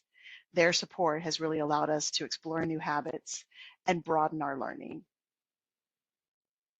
But none of this data and these observations would be possible without the power of our volunteers. As of a few weeks ago, we had recorded 48 different participants that have joined us since 2022. 28 of them are Texas Master Naturalists and had recorded almost 1,600 volunteer hours as well. And they're all taking different types of roles as we've gone on. And on most Tuesday evenings, we have about 8 to 12 people in our survey group, even in August when the heat is and humidity is crazy. And we might be crazy, but we sure are dedicated. It's a sure dedicated group. So I know there's a lot on this slide, but it's really just meant to show that this is the buildup of the Globe Patrol and what we've been doing and the progression. And I couldn't get the font any bigger, I'm sorry, but we've expanded basically into broader research sites. We're connecting with the scientific community, and we're performing outreach and providing guidance during this time. So what are our outcomes and impacts? Let's take a look at these. Conservation impact. We have documented 8 different species, including a near threatened firefly. We are passing along the message no mow May to avoid key life cycle disruptions. We have a chapter impact. We're engaging our current Master Naturalist members and encouraging others to explore the training classes. We've also done presentations to the training class and have an upcoming one, advanced training for our chapter. For community, we are leading sold-out hikes at Armand Bayou Nature Center. We are bringing new volunteers to Armand Bayou. We've done outreach, both that with the volunteers there, the Friends of Anahuac, and Seabrook Middle School. We've built scientific connections, and most of all, we've built fun and fellowship, and we've shared all of this together. So let me share with you our rock stars. Here are the 5 different species that we have found at Armand Bayou Nature Center. And here are the 4 different species that we have found Anahuac. And what's crazy is that only one of them is the same as we found at Armand Bayou. And this has been a really exciting discovery for us and for the team. We love going out there to Anahuac. Along the way, when we found something really kind of cool, we have independently reached out to Richard and shared pictures and trying to make sure, are we seeing what we think we're seeing? And last year, we did find a near threatened firefly, and he actually highlighted it in the Xerces Society Year in Review. It made their 2024 Year in Review blog that we had found a near threatened firefly, thanks to the very sharp eyes, very long arms of one of our members. Firefly surveys definitely has a few challenges. So some of the top ones are, let's just say, chiggers and mosquitoes. Those are going to be a challenge for us any time of the year here in Texas. Species identification also is difficult. We've got the books, we've got iNaturalist, but some of their coloring is so similar that we're just not sure, and that takes more work. If we are doing special site visits, then site permits can sometimes take some time. So that's another challenge for us as a group. And then last but certainly not least, data, how we collect data, the different types of protocol we do look at every year, and we tweak it to get better. But then we also have to be mindful that our data can show trends and can be comparable year over year. But it has been all worth it. It has been so much fun finding unique species, getting out there on Tuesday nights with other team members, connecting with the scientists. Our year-end celebration, after our surveys are done in October, we gather together to raise our glasses and have some dinner. And we've even had a Firefly charter hike where there was a wedding proposal this year. So you never know what's going to be next. So through this Globe Patrol project, our master naturalists and our team we are living the mission. Through the power of observation, we have learned about firefly species, life cycle, habitats, and behaviors. We have shared what we've learned with land stewards and conservation scientists, and we connect the public to the wonders of fireflies through night hikes and community presentations. And what a team we've built. Every Tuesday, we grab our nets, slather on our bug spray, risk the chiggers, pull on our muck boots, and tromp through the dark just for that magical first flash. 4 years in, and we all still act like kids the moment we see one light up. It never gets old. So in closing, I want to thank all the Globe Patrollers, my co-leads, Elisa Goforth and Leda Parker, Armand Bayou Nature Center, and all of our partners for helping us make this happen. It has been an absolute joy. So join us, join the Glow to observe, protect, and enjoy. Thank you.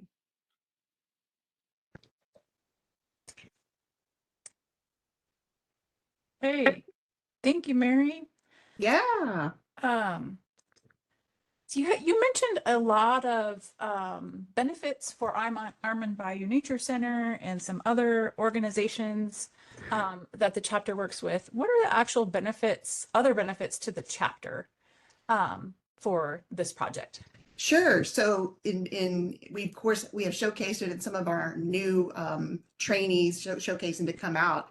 We're trying to build folks who may be interested in becoming hike leads, and first of all, learn more about fireflies, because who doesn't love a firefly, but to try to build their public speaking skills and interpretation, and introducing them. A lot of members even haven't seen a firefly here in our area. So it is one of the ways to try to again, build outreach, support, and help with our members, with our member and our chapter members. And to build on that, we've actually gotten quite a few new volunteers at Armand Bayou out of the pool of the newer Texas Master Naturalists. So it pulls the new Master Naturalists in to Armand Bayou, and then of course we tell them about other places too. And so it's a really fun way to start volunteering once you become a Texas Master Naturalist. Okay. How is the public involved in participating in the project? It's really through because we do Tuesday nights at Armin Bayou, our volunteer base at Armin Bayou is kind of the source for the original participants.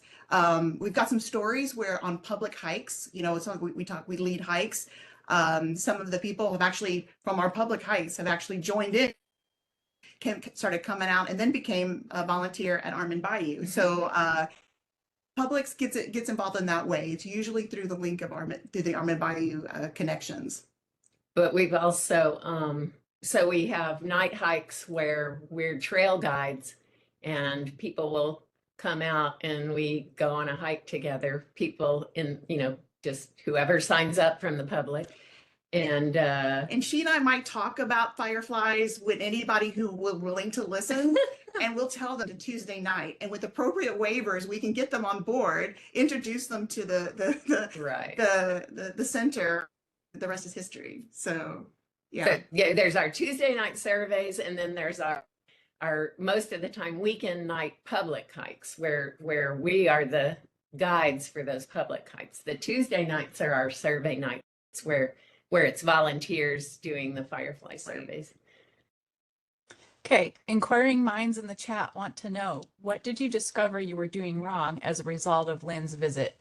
Okay, I'm going to turn it over to Elisa, but it's the faux tourists fireflies. We thought we had frontalis. It was a faux tourist Bill Brownie, but I mean, it was one. It was just crazy. And it was just one. It was one. See, it whispered to me. I should have said it was just on one of them. But they're very, very difficult to tell apart, especially the photurus, which is one of the genera that we've observed. And Lynn Faust, who you saw in the video, who's the author of our Firefly, main resource. It's our Bible. It's very important to us. She has a whole chapter in there about how hard it is to tell the photurus apart. So we were showing her our pictures when we met her that day we gave her the tour, and she said, "Oh, look at that little bit of red there. I think that might be a Bill Brownie." And we're like, "Really?" So it's very, very tiny little distinctions. Yeah. Next question. You mentioned sold out patrols. Is that how you're funding your expenses, and who does that funding go to? So actually, that's an Armin Bayou. We are volunteers. Not only are we Master Naturalists, we're volunteers for Armin Bayou. As part of our service as volunteers, we lead hikes, and through our surveys, because we're out there every week, starting in February, we actually tell the membership services directors, like, all right, the fireflies are out here. It's go time. This is the time you need to schedule the hikes. And so we provide that guidance. But the visitors and those sold out hikes are actually guests of Armin Bayou. So we're very appreciative of the guests that come out and help support the center in that way. And so it's not for us. And there was a question, does any of the funding that comes in for these hikes that you're doing for this project come back to the chapter and you as members? No, none of it. Okay. And then on average, how many participate each Tuesday night? How long does the survey last? Oh, the survey lasts, we chase the sunsets. So tonight we're going out at 7:45. So it's 2 hours. If it was her way, we'd be there till midnight every night. So I usually have to say, hey, it's 10 o'clock. Some people have to work. And on average, again, like I said in the video, it could be anywhere from 8 to 12. And every now and then it's just 3 or 4, but there's been times we've had 16. Yes, we've had we're split up in 3 groups and everybody go different directions. So it's a big place. It is a big place. Awesome. I don't see any other questions in the chat. Great enthusiasm for this project and this species.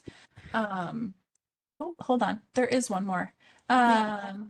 So generally, where do you notice the most fireflies on your hikes? And then follow up to that question, what do we need to plant in our yards to bring fireflies in? So that may be, the answer to that may be different depending on a location, but generally, maybe if you could address generally, where do you notice the most fireflies on your So hikes? So at Armand Bayou, we do have multiple different ecosystems, and we have both very good quality prairie, as well as riparian forested, forest wetlands, and some freshwater ponds. And depending on the habitat, it's very habitat specific. We will find different species. The most prevalent here locally, though, is in our prairies, and it is the Pyractometa punctiventris, also known as the Texas hooker. So anywhere you see right here in the Houston Galveston area, the greater area, a prairie, you're going to find that firefly during the spring and summer. Okay. Thank you so much. We're at time for this presentation. We actually have a break right now, break in action in our long run today. So 11:40 to noon, we have a break. Feel free to grab something to eat, grab your lunch, grab something to drink, take a little break, and we'll see you back here at noon.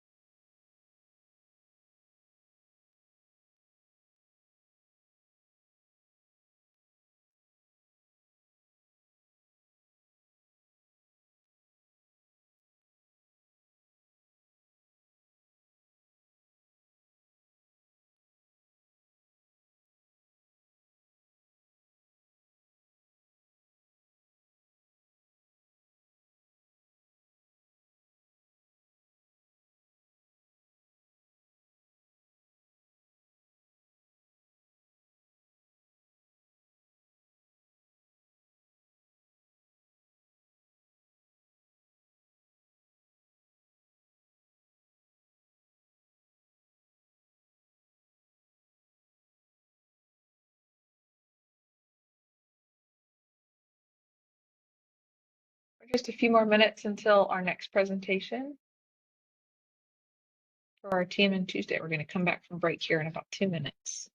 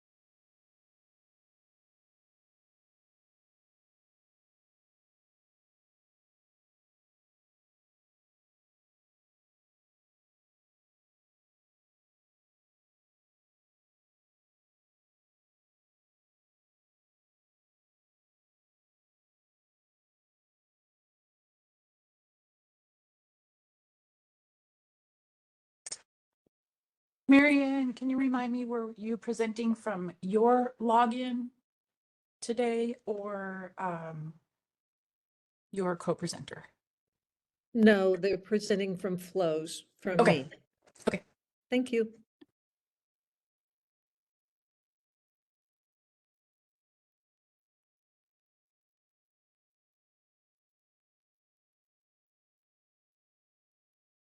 Okay, Flo, presentation rights are coming over to your way now.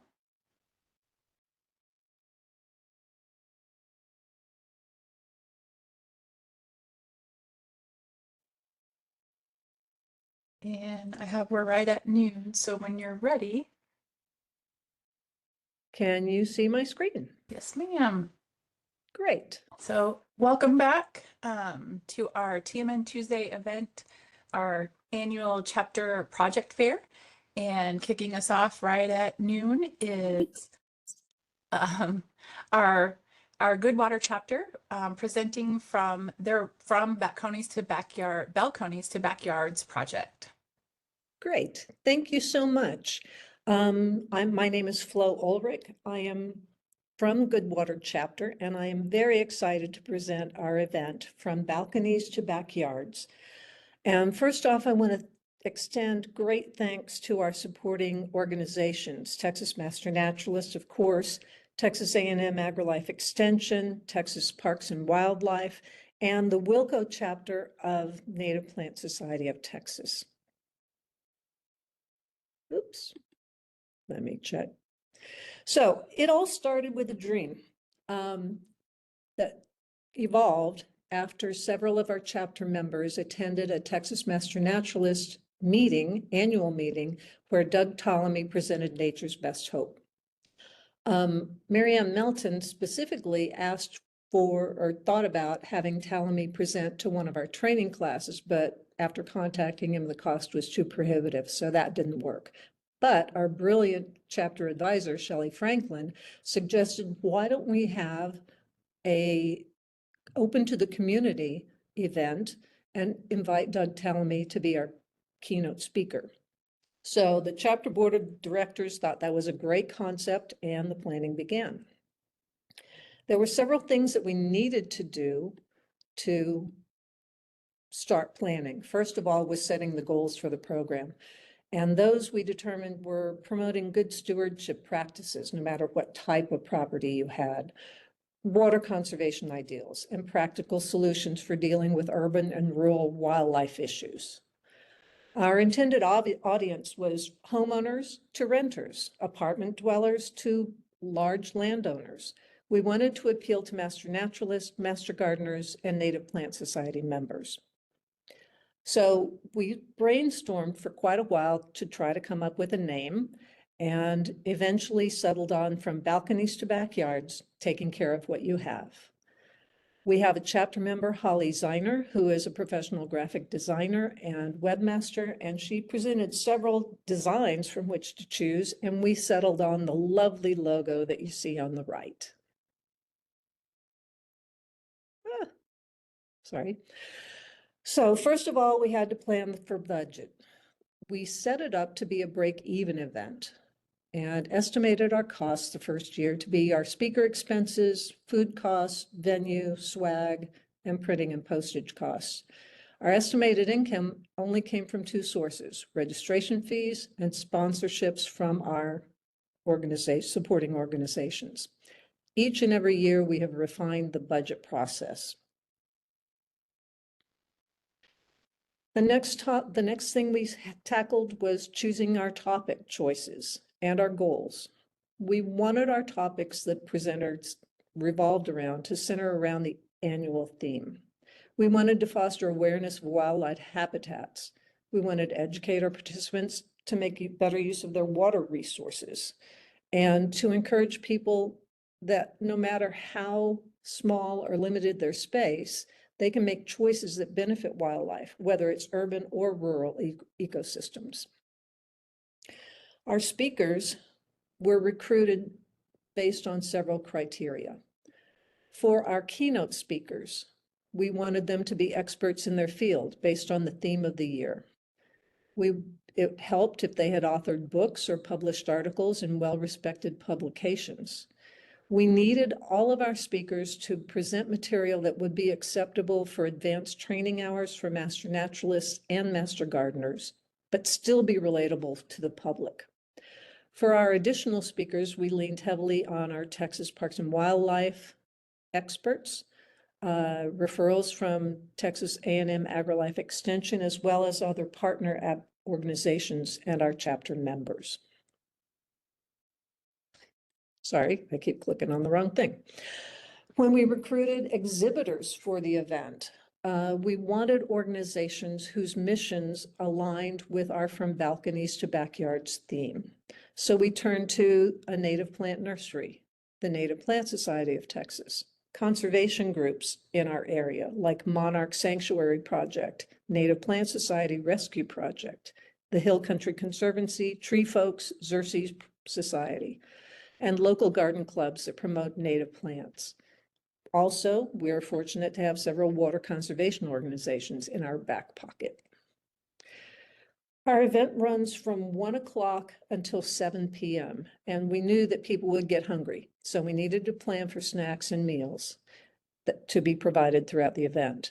We had snacks available the entire day, and we provided boxed dinners that were served during a 1-hour break prior to the keynote speaker. We included a variety of choices to accommodate various dietary preferences. When we looked at how we were going to register people for this event, we based our price upon the venue costs, honoraria, food, and swag costs. We had in-person pricing and virtual attendance pricing. For the registration, we needed to set definite deadlines. For in-person, we needed 10 days before the event so that our caterers could buy the food and prepare it. And then for the virtual attendees, we needed a 48-hour hard deadline so that we could gather their emails and send them the information for Zoom credentials so that they could join the program. We needed a platform for registration and payment, and over the years, we've settled on PayPal as our platform of choice. It allows us the ability to include menu choices, and over the years, the second and third year, we offered an early bird discount program for early registrants. Those were sent to previous participants, as well as regular registration.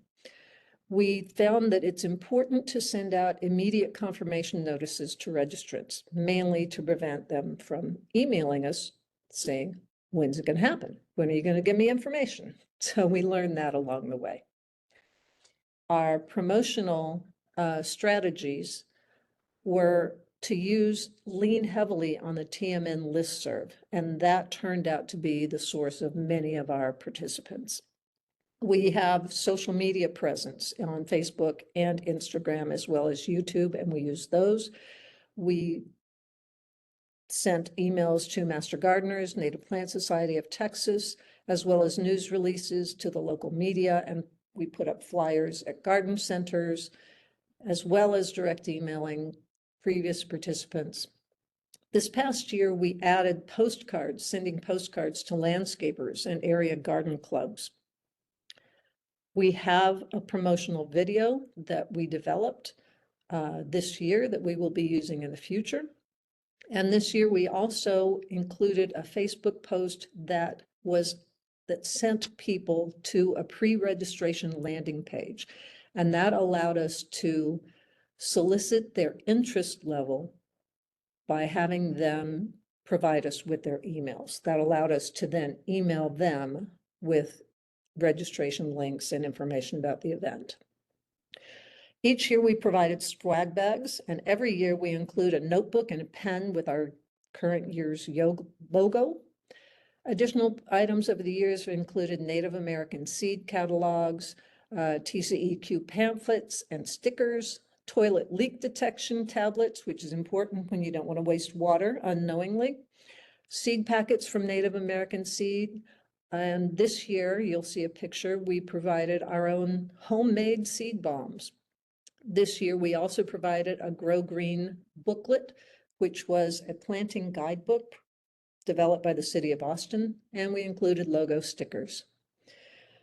Our participants, we need to communicate with them. We learned this. We needed to send them a detailed event guideline that included the Zoom login, recommending they use reusable water bottles to decrease waste, parking instructions, location details. We also have a native plant nursery, and we included a native plant list for offerings so people could plan ahead. At the end of the survey, we had a post-meeting survey. It asked participants where they heard about us, what they learned, what principles they plan to adopt, and what the likelihood to recommend the program to others would be. We also solicited their input for speaker and topic recommendations for the future. I think I skipped a slide about our venue, and we planned the date to be in the summer because that is a time when we have hard times getting volunteer hours because it's so hot outside, and also an opportunity mid-season to get advanced training for our master naturalists and master gardeners. We needed a location that had a large conference room that we could have food in, that we could accommodate a native plant nursery, and AT and air conditioning support, audio-visual support as well. So, and the internet. Sorry, those keep popping up. Our planning committee is in front of you. Marianne Melton is our committee chair. Shelley Franklin, our AgriLife Extension advisor. Cindy Chrysler, our president. Holly Zeiner is our web designer and graphic designer. Stacy Olson, Becky Rowe, Candice Boston, Megan Rapp, Karen Curtin, and Michelle Girdle all served at various times throughout the years, and I am the committee co-chair. We offered chapter volunteer opportunities. Approximately each year, approximately 20 additional chapter members in addition to the committee volunteer for the event, and they are required to register for the event. We provided over 2,000 hours per year in volunteer hours, and we also offered 6 AT hours per member if they attended each of the talks. Our volunteers helped set up the event and help exhibitors set up. They checked in attendees. They handed out pre-ordered books. This year we sold pre-ordered discount copies of Sarah Jane's book. They staffed our table. They picked up and passed out box dinners. They cleaned and reset the room, all of the things that needed to be done. So there was a lot of time spent in planning as well as the day of. These are our attendance numbers. In 2023, our inaugural year, we registered 108 people in person and 92 virtual. In 2024, 91 people in person and 40 virtual. And in 2025, 123 people in person and 43 virtual. This year in 2025, our keynote speaker was in person, and we think that that is part of the reason for our bump in attendance.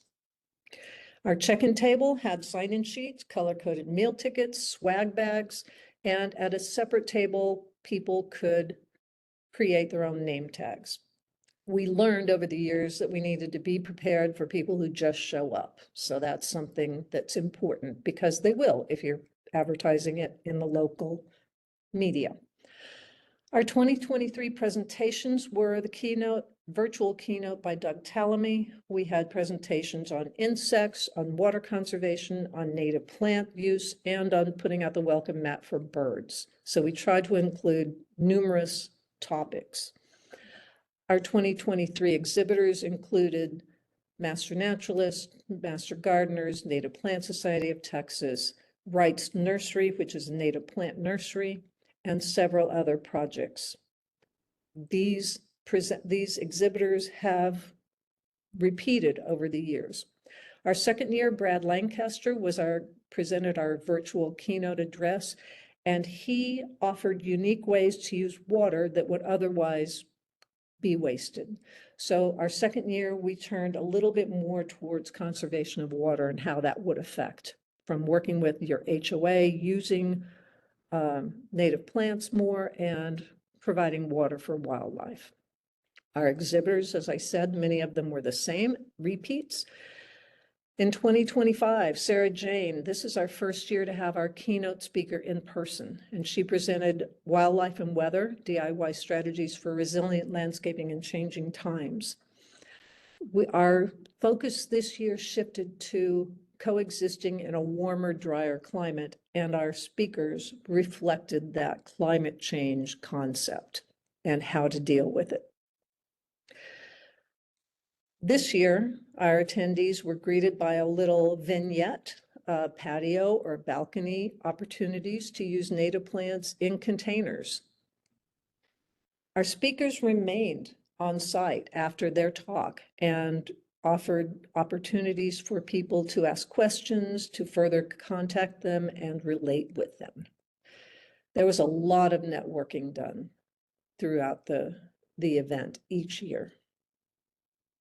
Our 2025 exhibitors were our sponsoring organizations, Goodwater Master Naturalist and Native Plant Society of Texas, the Wilco chapter.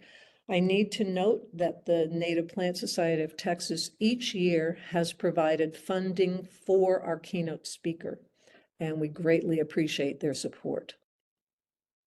Our native plant nursery was manned by Barbara Wright and her husband.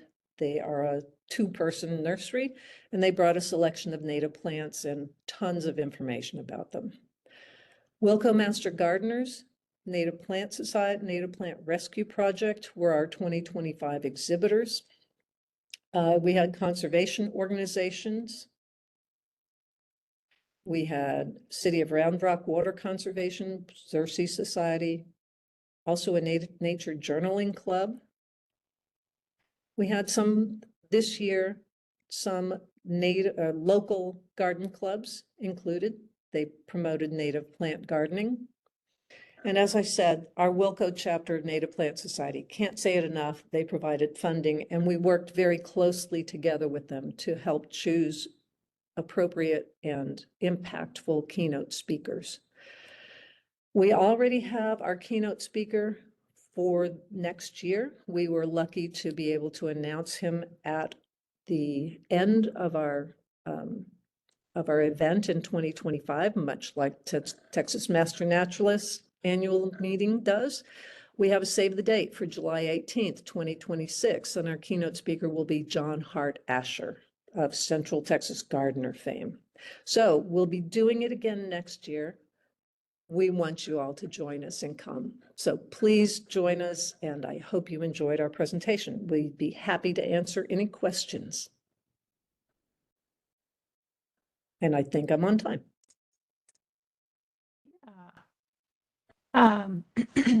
So Marianne's been helping to answer questions in the chat, which is great. Thank you, Marianne. There is a question of cost and funding. I do have some information on that. Our revenue each year was about, well, in 2025, we took in over $7,000, but our expenses were about $5,700. Our inaugural year and our second year, our expenses were less than $3,000. So each of the first 2 years, we came close to breaking even. This past year, I think because we also sold some books and at a discount, we made a little bit more money. Our revenue was about $1,500 this year. Okay. And then put a plug in for next year. We've had someone ask what were the dates again? The date is July 18th, 2026. It's a Saturday. Awesome. And on our budget, in 2025, because we brought Sarah Jane in from Pennsylvania, her speaker cost was about $1,500. And that included airfare, lodging, a meal. We had a potluck dinner for her the first night. The other years, because our speakers were virtual, their fees were only $500. So that was a big change. Great. Any other questions? Not that I see. Great. And we're right on time. So we do need to move to the next presentation, which will be our Hays County chapter. And Hays County, Larry, are you sharing or remind me who's doing the actual presenting today? It's me, Beth Ramey. Okay. Beth Coming Ramey. your way, Beth. Thank you. Okay. All right. And then getting ready to present now is our Hays County chapter, and they are going to present their Hays County birding project.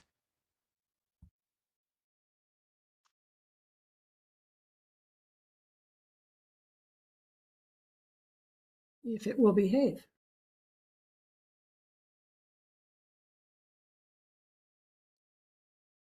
You just click that share button at the bottom of your screen. Yeah, I'm hung up on a. I hit a button I shouldn't have hit.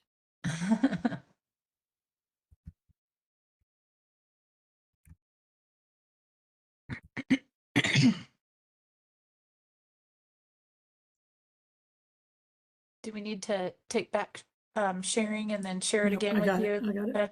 Nope, there you go. Perfect. Is it showing now? Yes. Okay, there I looks am. great. I'm sorry.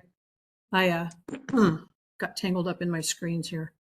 I'm Beth Ramey, with Hays County chapter of Texas Master Naturalist, and we want to talk to you today about our Hays County birding project, Project 1306, which was established in 2013.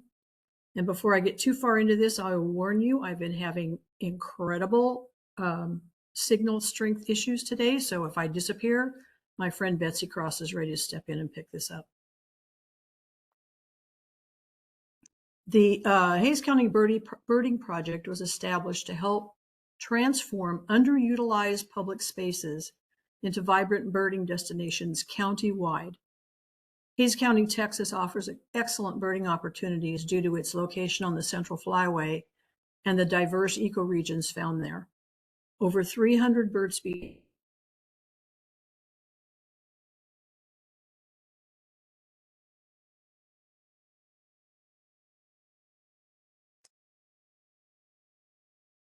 Beth has cut out for me.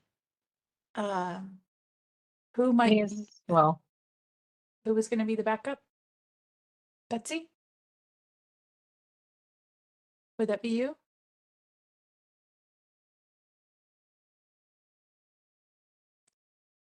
Betsy, I'm going to make you presenter.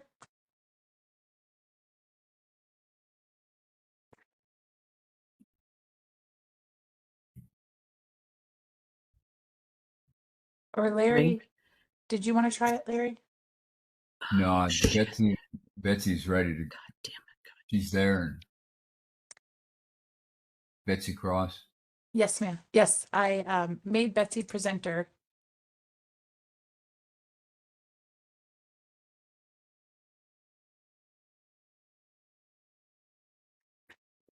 We all have hill country quality connections. I understand. Beth, we could hear you just momentarily ago if you wanted to unmute. Yeah, Beth looks like she's back online. Betsy says she needs to know how to share her audio. Betsy, I'm going to send you a request to unmute.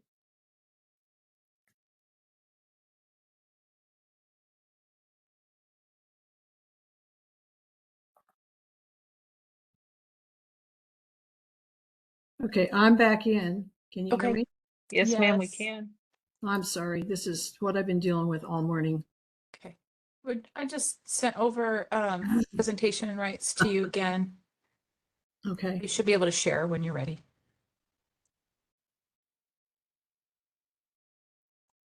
Of course, everything goes away.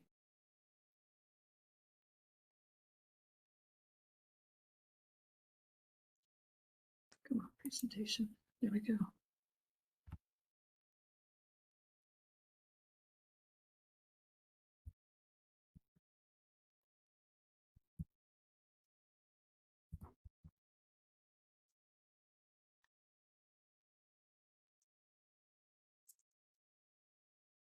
There you go. Is this where I left off?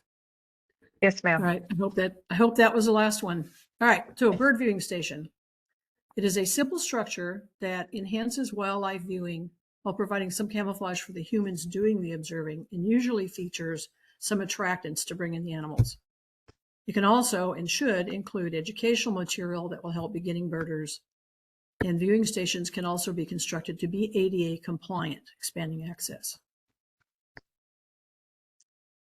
This is a drawing of a simple bird viewing station to kind of give you an idea of what's involved in the build. It's a simple post and beam structure that can be assembled by people with little or no construction experience.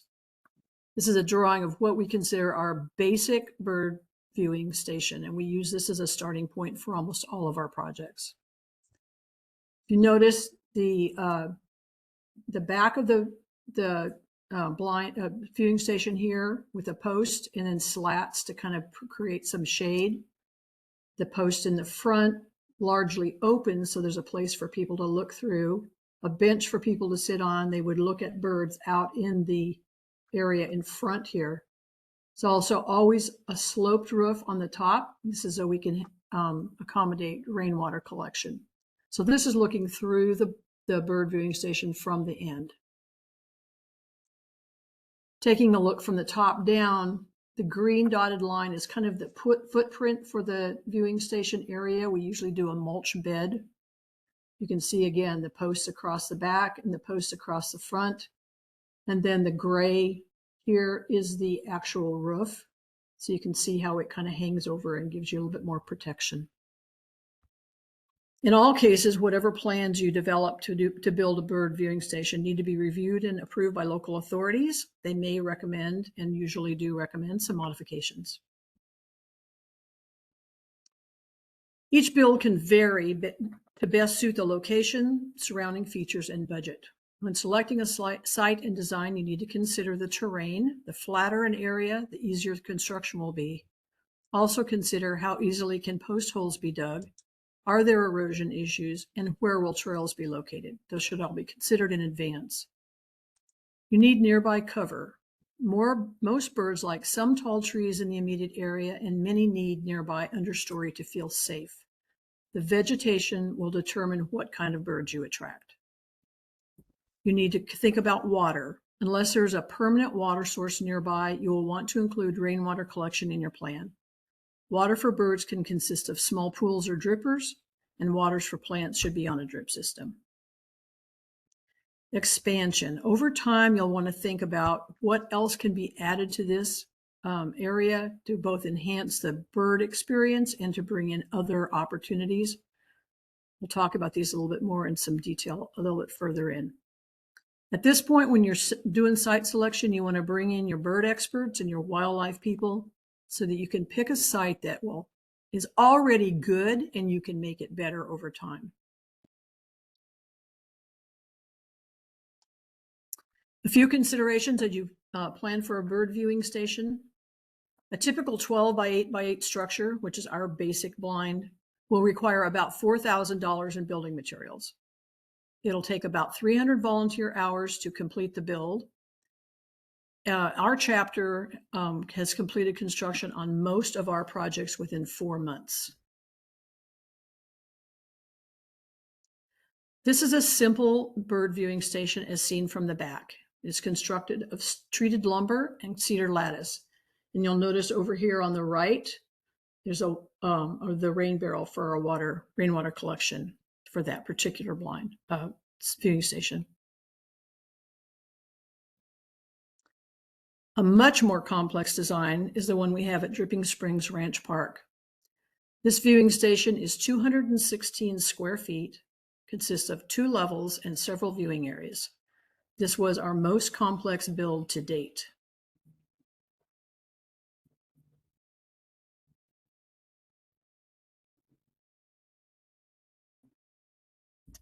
Once you've selected a site, you need to obtain commitment. Notice I didn't say permission, commitment from the entity that owns the property.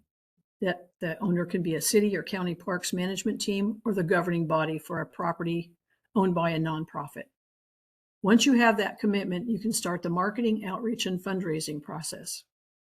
Our practice has been for the chapter to provide up to $1,500 for construction materials costs using our grants and donations fund. Any additional funds had to come from other stakeholders or from fundraising efforts. A key participant for several of our projects was a local Wild Birds Unlimited franchise. They put up posters with collection jars and helped promote the project to customers over time. When you have the funding figured out, you can plan the build. You need to assess the skills and capacity within your chapter and use those resources wisely. Really heavy work might be best hired out. Having a local contractor with a tractor dig post holes will save volunteer backs. You might also use tractors to level the building area. Again, local contractors could be the best resource there. You want to have heavy materials delivered to the job site, but need to be aware of vandalism and theft issues with building materials left unattended. Finally, you need to recruit other volunteer organizations in the community to help. We partnered with a local scouting troop, and they assembled a viewing station as part of an Eagle Scout project. We have a second scouting project on our planner now. Feeders or planting native food sources along with the rainwater collection should be part of the initial construction. These will provide fundamental attractants for the birds. Over time, many other features can be added in and around the viewing station to both enhance the experience for people visiting and to bring in more birds. You can install a guest book or similar method to capture traffic information and comments. Over time, you can add pollinator and educational native gardens. Chimney swift towers are a simple add in the general vicinity of the viewing station, and they create a lot of interest. Nesting boxes can be installed near the blind.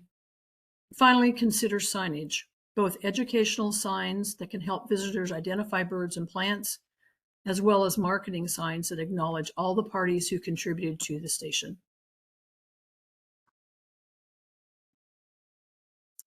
The viewing station project provides a wide variety of volunteer activity over time. Opportunities include planning, construction, repairs and maintenance, and a variety of educational and outreach efforts. To date, Hays County chapter has recorded over 4,500 hours from more than 40 individual volunteers related just to the viewing station, construction, and related maintenance. This total excludes hours reported for planting and maintaining native gardens or trail building. Since 2014, our chapter has participated in the construction of 8 bird viewing stations throughout Hays County, and we have 3 more that will be completed in 2025 or 2026. We share this map widely to encourage people to visit a variety of bird viewing locations in the area. And I know the detail is probably really hard to see in the slide, so I kind of want to zoom in on this and show you a couple things. If you look at the lower corner, the bottom corner of the slide, this is San Marcos and I-35 running up here. If you move up I-35, you go through Kyle and Buda, we have sites all the way up there. If you were to go on here, you would be in, you would head to Austin. Going out of San Marcos the other way, up Ranch Road 12, we have several opportunities along the way. Wimberley is here. We have the Patsy Glen Refuge, which is our little gem of a natural area that we just love talking about.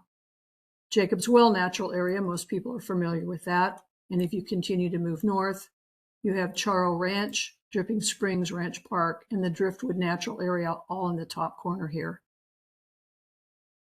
So as you can see, we've pretty well spread these out throughout the county, and that was the intent of the project when we started. In almost every case, building a bird viewing station has given rise to trail construction, bird nest box installation, native plant gardens, water harvesting stations, and pollinator gardens. The project has involved collaboration with other community organizations such as churches in Driftwood and Wimberley, the Greenbelt Alliance in San Marcos, and Eagle Scout participation at a couple of locations. Wild Birds Unlimited in Dripping Springs continues to work with schools and provides gear, water facilities, and seeds for bird viewing stations. We are proud that 3 of our communities have been designated as Audubon, Texas, and Texas Parks and Wildlife Bird Cities, and believe our efforts contributed to this honor. You can learn more about this project in the Patsy Glen Refuge in our August issue of the Hays Hum online. Go to beautifulhayscounty.org and scroll down to the August articles. A contact for more information about this project is Larry Calvert. He's also going to answer questions at the end here, and this is his email. He would be happy to entertain any questions. And I'd like to wrap up with a photo of the dedication at the Shoal Canyon Natural Area Bird Viewing Station. Pictured from the left is the president of the San Marcos Greenbelt Alliance, the director from the San Marcos Parks Department, our own project coordinator, and along with 3 of our chapter volunteers who are also Greenbelt Alliance members. The sign acknowledges contributions from all 3 organizations and volunteers and is provided by Hays County chapter using targeted donated funds. That concludes our presentation. What questions do you have? Thank you. Couple, just reading some of the comments and questions from chat. The Dripping Springs station is very impressive, from Steve, so great job. One of the questions that came in is, what methods do you use for fundraising? Are you hearing me now? Yes. Yep. Yeah, the thing that happened, it varies from site to site, but in many cases, the person or the organization that gave us the authority has donation grant access. Like Beth mentioned, we've had kind of ongoing credit and granting from Wild Birds Unlimited. And we've also been pretty generously granted to be able to do our own funding. So a variety of ways. What's next? So there was just a quick question. I saw things hanging from the posts at the Dripping Springs structure. What were those? I didn't pick it up as we went through, so I'd be glad to relook at it and get back to you. You have my email address. Yes. How is public participation measured such as visits to stations? Are there other ways that you measure public participation? We have kind of a guest book at most of the locations, and that's where we pick up feedback and get suggestions and other things such as that. Have you considered multi-language signage for your project? Yes, we have. We haven't done that yet.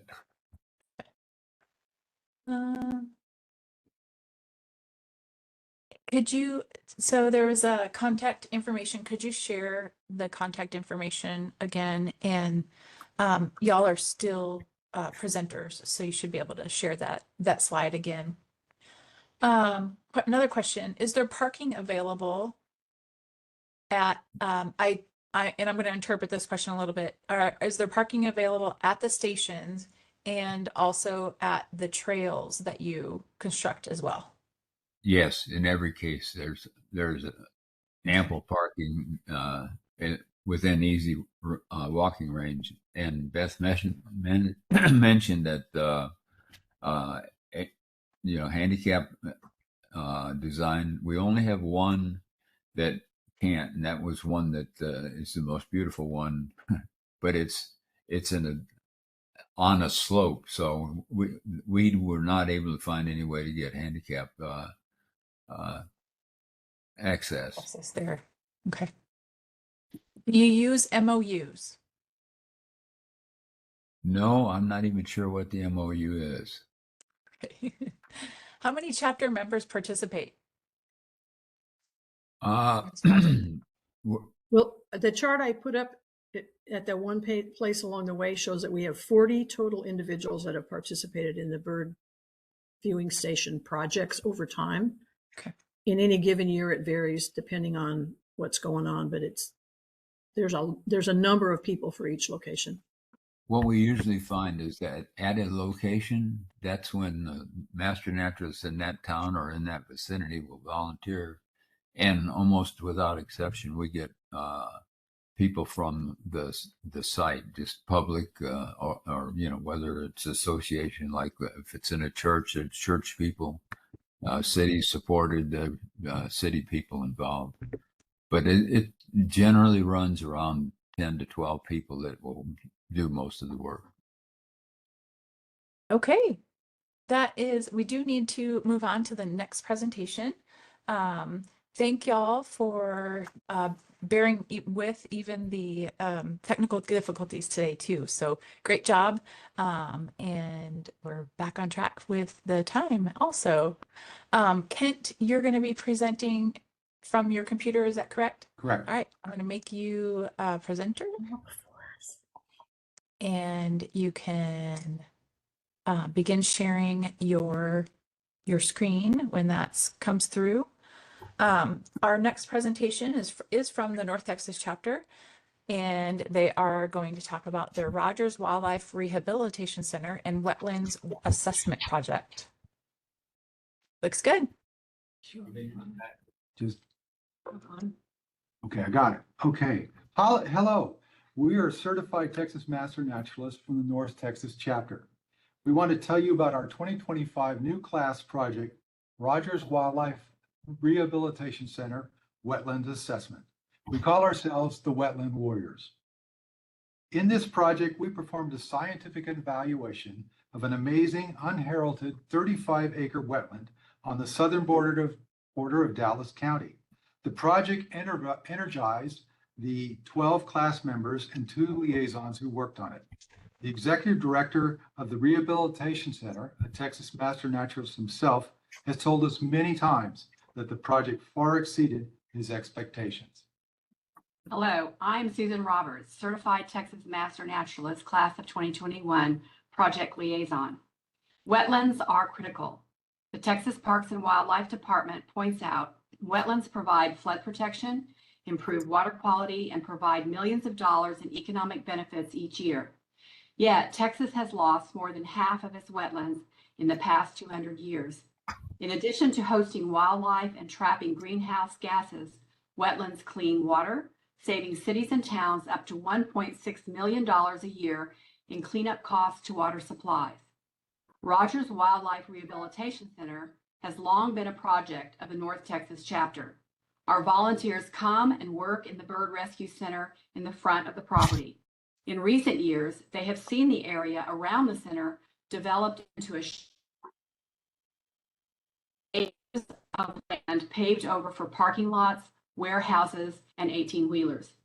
In a June 2024 visit, the executive director of Rogers asked if the North Texas Master Naturalists would help the center obtain wetland protection for a beautiful hidden pond on the back part of the property.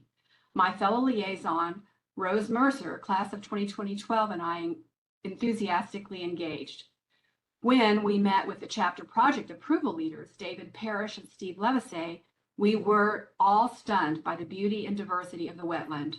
After a canoe trip on the water, we met at a local restaurant to perfect the scope of the project description so that it would be clear and doable by the members of the incoming training class.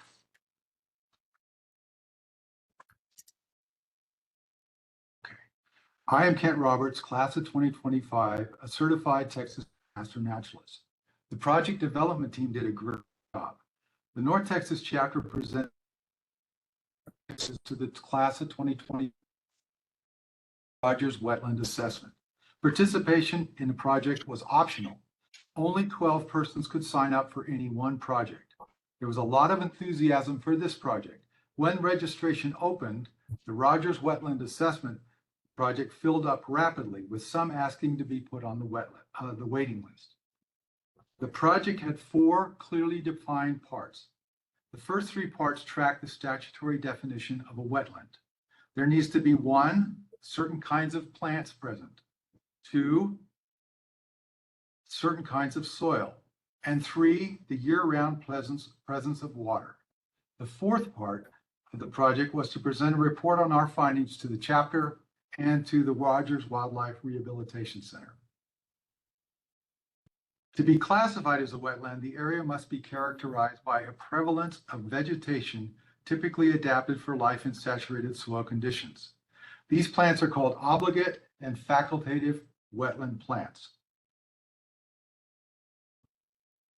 There we go. To collect this information, we did a sustained bioblitz of the pond and its surrounding areas using the iNaturalist application. Sam Kiesnick, an urban wildlife biologist with Texas Parks and Wildlife, and our North Texas chapter advisor, assisted the class by setting up a location in iNaturalist for the wetland area. We found a list of wetland vegetation developed by Ricky Lennox, a Texas Master Naturalist, entitled Common Plants of Riparian Areas, North Central Texas. We used iNaturalist photos from around Dallas County with the Ricky Lennox list to create a scavenger hunt list to direct the wetland warriors. When our liaisons met at the when our liaisons met with the chapter project approvers in September of 2024, there was not a single iNaturalist observation at the wetland. By September 1st, 2025, there were 1,019 observations with 258 species by 18 observers. We had identifiers from literally around the globe. Some of us got on canoes and kayaks, and some of us walked the shores. We had safety protocols because we were in the wild. Still, 2 of us lost iPhones in the pond. We identified 157 species of plants. Significantly, 59.2% of the species were classified as wetland-associated plants.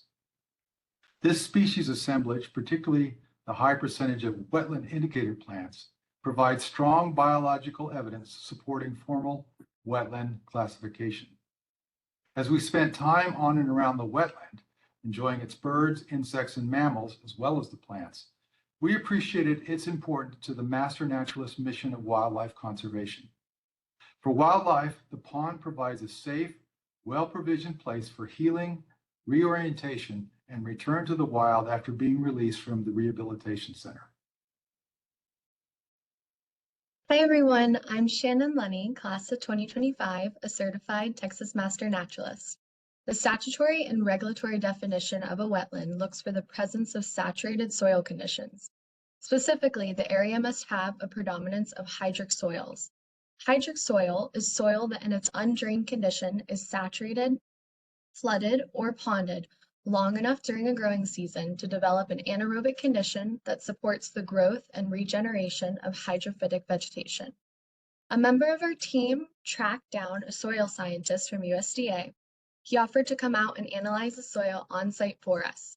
He said they look at the soil from about 12 to 18 inches down, seeking redoxamorphic properties, which are color patterns in soil caused by the oxidation and reduction of iron or manganese compounds associated with water saturation and desaturation. He explained that we needed to describe the color of the soil in relation to the Munsell soil color chart. Unfortunately, our contact at the USDA got caught up in the uncertainties of the DOJ, Happily, we invited Scott Hudson, a past president of our chapter, to visit the property. He had a friend that was in the wetland delineation profession. We contacted him, his name, Joe Swarsh, and he agreed to show us how to test for wetland soils. He brought out his gear, including his very well-used Munsell soil color chart, and trained our group of wetland warriors on how to do wetland delineation. He said the presence of water is easy and cataloging the plants is very simple. It's determining whether we had the right soil that makes all the difference. Joe stated that the property definitely has areas characterized by hydric soils. He told us that to certify the area, it's important to delineate the boundary between hydric and non-hydric areas. Due to the very steady spring rains, we decided to identify the boundary this fall once the water has had a chance to recede. I personally became very interested in what Joe was doing. I spoke more with him, and through this project, I actually changed jobs and am now a professional wetland delineator. Woohoo! Hi there, I'm Leandra Beckworth, class of 2025, a certified master naturalist. The statutory definition of wetland is limited to areas that are inundated or saturated with surface water or groundwater at a frequency and duration sufficient to support a prevalence of wetland vegetation. We set up a system to capture water levels weekly at the wetland. We had initially hoped to erect a story pole, which is a type of measuring stick used in construction, in the wetland that could be photographed from the shore. However, the water was so deep that we could not safely plant the story pole, so we took regular photos from a single vantage point to show the water level against the trees and the water. We also took a backup set of photos for the water level against an unmarked metal pole that already existed at the deepest trough of the wetland. Another team went to Dallas Public Library and to Google Earth. They recovered historical photos of the property going back to 1942 to document the persistence of surface water at Rogers Wildlife Rehabilitation Center. We will continue to document the water level at the pond until we have a year-long record of surface water at the wetland. We also made a scientific poster with our findings and presented it at the July 13th summer social meeting of the North Texas Master Naturalists. The findings have been shared with the Executive Director of Rogers Wildlife Rehabilitation Center.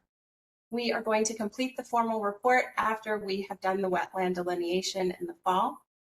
We will structure our report in a format that permits us or future certified Texas Master Naturalists to update it annually with current observations from the property.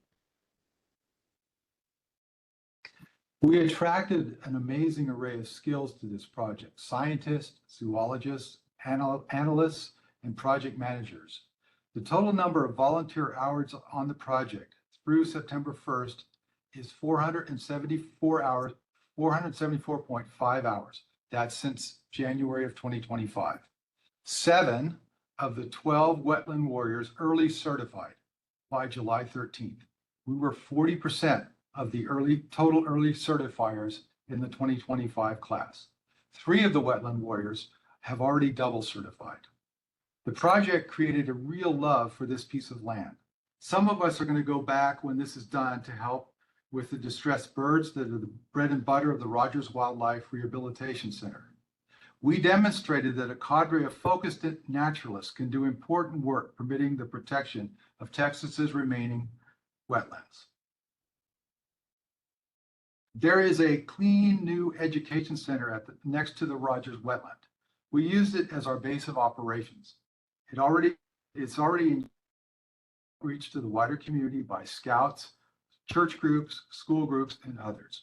We envision using our data to create an educational program for groups that meet there on the importance and beauty of wetlands and the mechanics of wetland conservation. The project could be done anywhere on any type of wetland. The component parts are simple, inexpensive, and permit trainees to develop a real feel for how much certified Texas Master Naturalists can do. Now we have time for questions.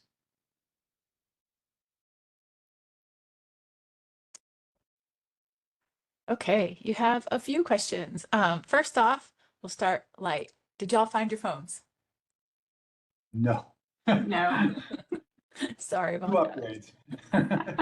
upgrades. Why was the projects that you mentioned, why were they limited to 12 members? There were 60 members in the new class, the 2025 class of the North Texas chapter, and they wanted to spread them around. So they limited it to just 12. They wanted to spread they wanted the groups to be manageable and everyone to have an opportunity to get very involved. Great. On iNaturalist, if someone wanted to find this project, what would the project be listed as? It's right now, it's a location, and I will work with, now that we're at this phase, I'll work with Sam Kiesnick to change it to a project. But he set it up as a location. It's fabulous. Could you share again the person who trained y'all as wetland delineators? Schwartz. Yeah, his name was Joe Schwartz with Geo. He actually volunteered his time. It was community outreach time for him to come and train us. Great. And how long do you think the wetland has been in existence? At least 30 years. I think it's older, but at least 30 years. Okay. Were any members other than trainees involved in the project as well? Yeah. Yes. Our liaisons were very active. Rhodes was very active in the planning because there's, a legal aspect to thinking through what to do. And she was very involved in that with me. And Susan was there all the time. And we had Scott Hudson, who was my mentor in the new class project. He broke the key to be able to enable us to do wetland delineation with the proper training with Joe Schwartz. We had Kathy reached out to a lot of different people. Yeah, we were very bold to reach out within the chapter and outside to bring in expertise. Great. What are the next steps? Any plans to make this a public spot? Rogers Wetland is already public in the sense that you can bring your birds there to be rehabilitated. And a lot of people in the community come down there to see the birds because there are birds that are there that are ambassadors where you can learn about birds and wildlife. The wetland actually is kind of back and out of the way, although part of it is right very close to the educational center. So it can be used and is used when other groups come out there to learn. And there is a path around the wetland too that you can walk. I think in the future, we're hoping to expand those walking areas and make them a little bit more curated.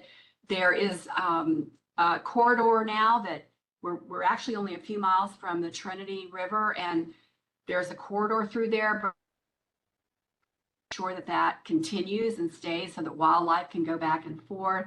I think there are a lot of ideas brewing, but right now we've been so focused on collecting the data and figuring out how to make sure this beautiful wetland is secured, that's been our main focus. But there's unbelievable amounts of opportunities and enthusiasm to grow this project. How about the business district close by? Were they included, invited to participate? Well, the business district is mostly trucking industries and things. I'm not sure that someone we reach out to right now.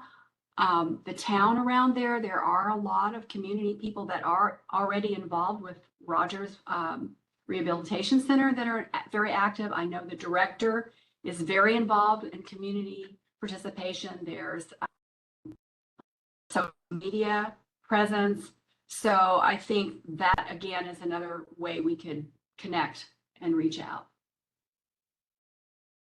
How do you see this work moving towards preserving this important habitat? I'll let you do it. Yeah, I would say what we're creating is a portfolio of facts, and that can then go to the board and to the board's attorneys to work through. We know the organizations, the USDA, the Corps of Engineers, There's a national wetland inventory. There's different things you can do to make yourself and the current state of affairs known. And that would be work with the board and possibly other involved volunteers. And we know there are, by looking around in the area, we know there are already little pockets of wetlands that have already been preserved kind of around our general area. And so those sort of provide a little bit of a blueprint for the history of this being a wetland. And we're in the floodway of the high floodway of the Trinity River. So there's a lot of interesting stuff going along there with the city. So. Okay, final question. Just to kind of bring this all to a sense of place, what city is this located near or in?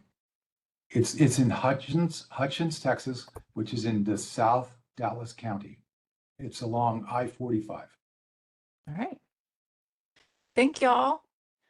We do need to move on to the next presentation with the Elm Fork chapter. And that was Llewellyn, were you presenting? Yes, that's right. Okay, let me get you presenter rights. I lost you. You are presenting. Okay. Our next presentation will be from the Elm Fork chapter, presenting on their Louisville Lake Environmental Learning Area. Can you turn the volume up just a little bit? Yes.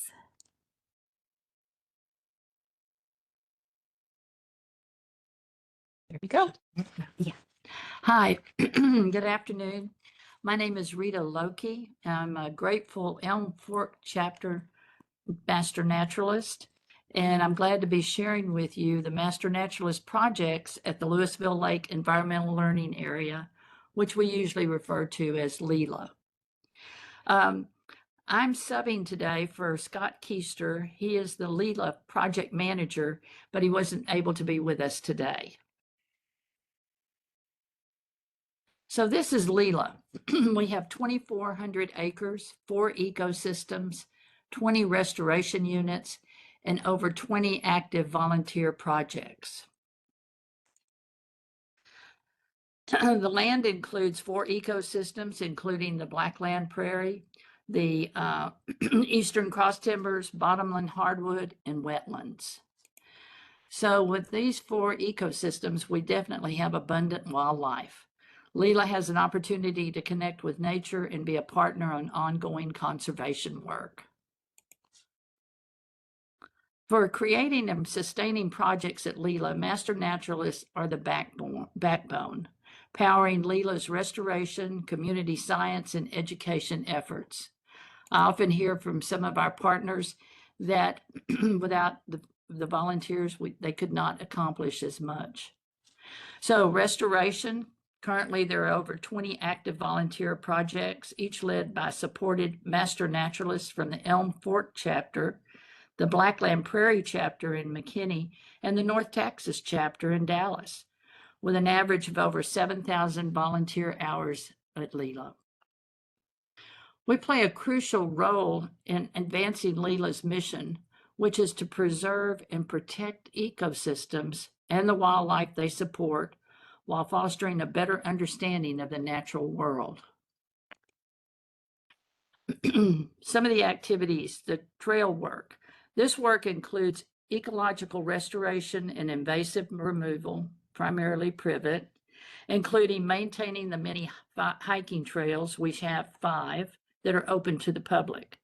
In the past 10 acres have been cleared of invasives for restoration, and 6 miles of trails are maintained. I'm sorry, I forgot that 6th one. Education.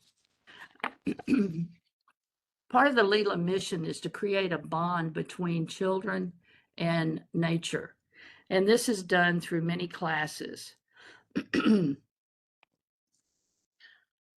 Excuse me, including with our partners, we help to develop and lead educational programs. We have programs for children as young as toddlers and all the way up into high school students. Additionally, the Louisville Independent School District 7th grade field experience brings 3,500 students, one middle school at a time, to learn about habitat restoration, aquatic ecosystems, and wildlife management. We assist with the Natural Pathway Program. That brings together high school and college students who have chosen to follow careers in conservation and the environment. Community science.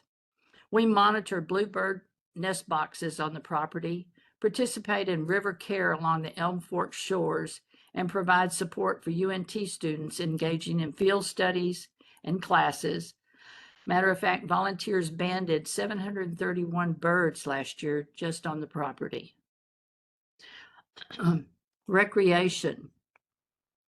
We take a lead role in guiding nature hikes throughout the year. Those nature hikes include bird watching, just a regular nature hike, or tours to our 1850s log cabin that we have on the property restored. And we support community events like International Migratory Bird Day and Bring Me a Bug. During the 2025 City Nature Challenge, 42 observers made over 1,000 observations reflecting 447 species. Resources and volunteers. Of course, none of this would be possible without our partners in the LILA Consortium. We work in partnership with the City of Louisville Parks Department, Louisville Independent School District, the Advanced Environmental Research Institute at University of North Texas on land owned by the Army Corps of Engineers. And LILA is a partner project for Blackland Prairie and North Texas chapters too, with master naturalists from all 3 chapters working side by side to make all of this happen. Finally, what are our outcomes and impacts? Number 1, engaging the community. LILA's vision is to heal the land and restore the bond between people and nature, ensuring the preservation of our natural heritage for the future. We do that even beyond the boundaries of LILA by presenting at monthly lectures and quarterly public meetings that bring LILA's volunteers and staff together with the larger community. Here's a beautiful picture of Sunrise on the Prairie that we have by Larry Brennan. LILA is not one project, but many.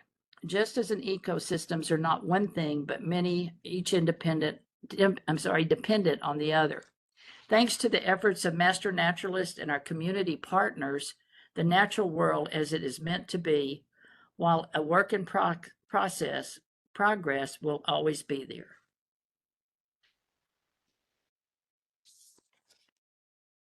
I just want to add that LILA is, it's almost like a jewel in the Metroplex, an island within all this population. Are there any questions?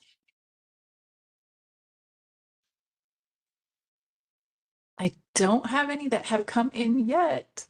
You covered it really well. Thank you. But we are, let's see, how many master naturalists are volunteering there? How long have you been volunteering there? I started the Master Naturalist Program in 2013, and I probably been, I don't know when I really got started volunteering at LILA. One of the projects that I volunteer on is the reintroduction of the 3-toed box turtle. But I've probably been there about 8 years. In addition to being a volunteer, a Texas Master Naturalist volunteer, I'm also an environmental educator for the city part-time. And, you know, that's a lot of fun too. So it's almost like Master Naturalist not only brought me to a great group of people and people who are willing to share their passions and their knowledge so easily, but it also got me a job, a part-time job that I love. Okay, so all things lead to iNaturalist. People want to know how they can follow this project on iNaturalist. On iNaturalist, we're part, of the, I think it's the North Texas Challenge. And it's the chapter is just listed as Leela on there. Is that what you mean, Michelle? I believe so. They asked, the question was, how can we follow on iNaturalist? Yeah. There is a Leela project. Huh? There is a Leela project. Yeah, it's the Leela project. What's the best way to find out about how to volunteer, how to volunteer or events that are happening? Well, first of all, we have the Leela website, and it's just llela.org. And then if you are interested in volunteering, you just come on out. We have an office there, and the manager is Erin Piper, and I don't have her number with me right now, but it would be on the website. And Friends of Leela is a nonprofit organization that you could contact too. They have a website. They have a website also. Claire asks, I noticed there's a fee to enter. Who operates the area? The area is operated by the city of Louisville and the Army Corps of Engineers. The fee is $5 per car. So you can fill up the car and come out for $5. We have ample parking.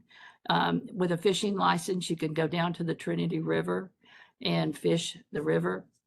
We have kayaking in our beaver pond.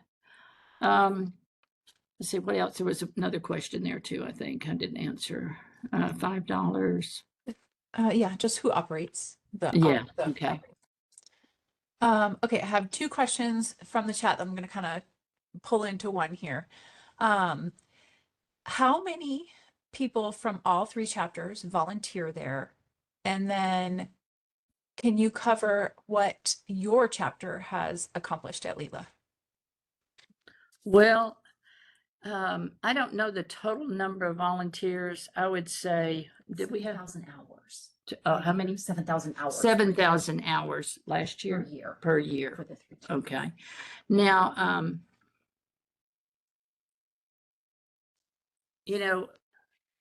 I think the neat thing about Leela is that it is a project for 3 different chapters. And this fosters a great way to meet other chapters and their members and, participate with them. What else did you ask, Michelle?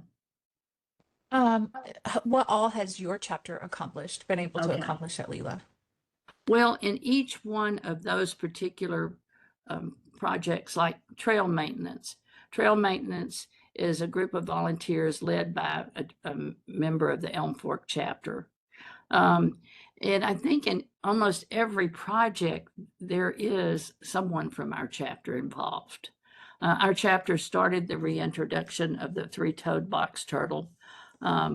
We have a turtle dad and turtle moms that care for them until they can be released, things like that. So restoration, a lot of the members like to go out on the prairie and pull privet up and then have big fires and we do grass fires out there, restoration fires. They do that, so they work on that one. The bird banding. Oh yeah, the bird banding. That's all volunteers, I think, from our chapter. Ken Steigman, who retired, actually started that, but we do have licensed bird banders, and that's a project that's really fun to observe, just to be able to see the birds up close. Education, we have at least 3 dedicated volunteers that assist the environmental educators with the different homeschool groups and school groups that come out. And of course, a lot of the chapter members, and including the North Texas chapter, have helped with the LISD, or Louisville Independent School Districts, middle schools that come out. That's a big project and it demands a lot of volunteers. I think maybe one more question, if you haven't answered it already, where or how is Leela advertised? You mentioned the website already. Yeah, the website. And of course, it's on the City of Louisville's website also, since they are part of the consortium. And then the Friends of Leela website also. And Facebook, we do have a Facebook page too. One of the programs that we started that's, that I'm involved in too is toddler time. And that's something that really surprised me because that it was so popular and how toddlers love to come and go hiking. You wouldn't, they just love that. And so what we do at toddler time is we basically read a story and then do a craft, and then we take them on a hike. And that's I hadn't heard of anyone else doing that, so I wanted to share that. It may be an opportunity for another chapter to do. Great. I don't see any other questions. There was a question about iNaturalist, but that's been answered in the chat. So, North Texas. Thank you for your presentation and your time.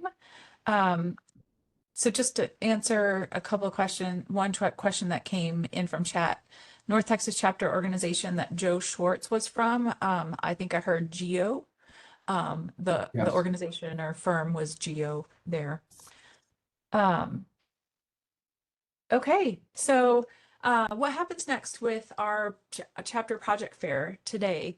We've had all 8 of our presentations take place this morning. What happens next is this group, these presentations have been evaluated by a group of their peers this morning based on project merits.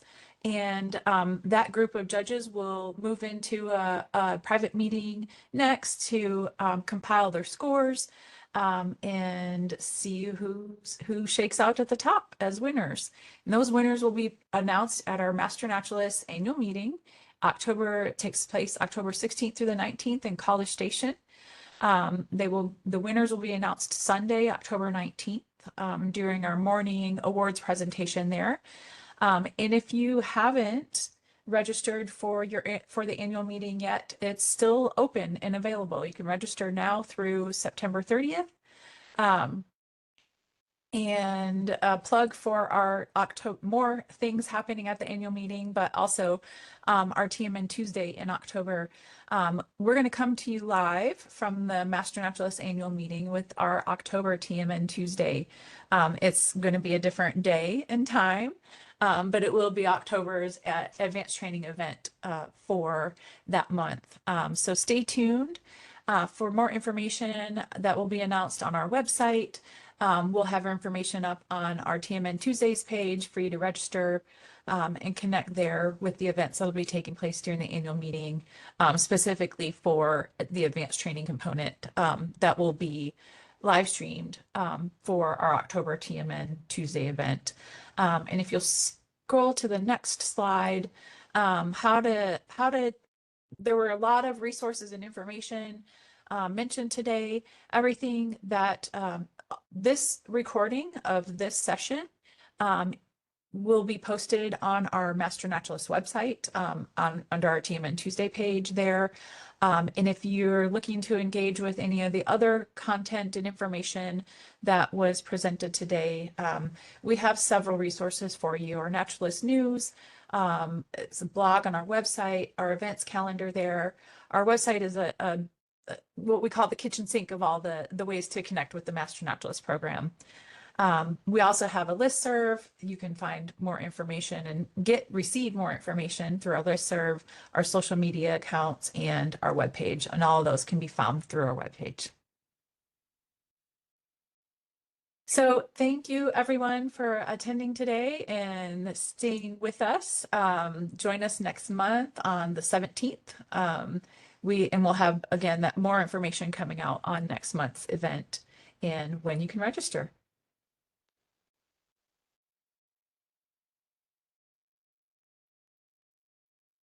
Michelle, is there a different meeting link for the discussion for the Yes, sir. It's in that email I forwarded to you, so it'll be a Teams meeting link. Okay. Yeah, I there. got confused. I noticed there were 2 different meeting links. Yeah. Okay. All right, we'll see you over there. Okay, see you over there. Thank you. Bye.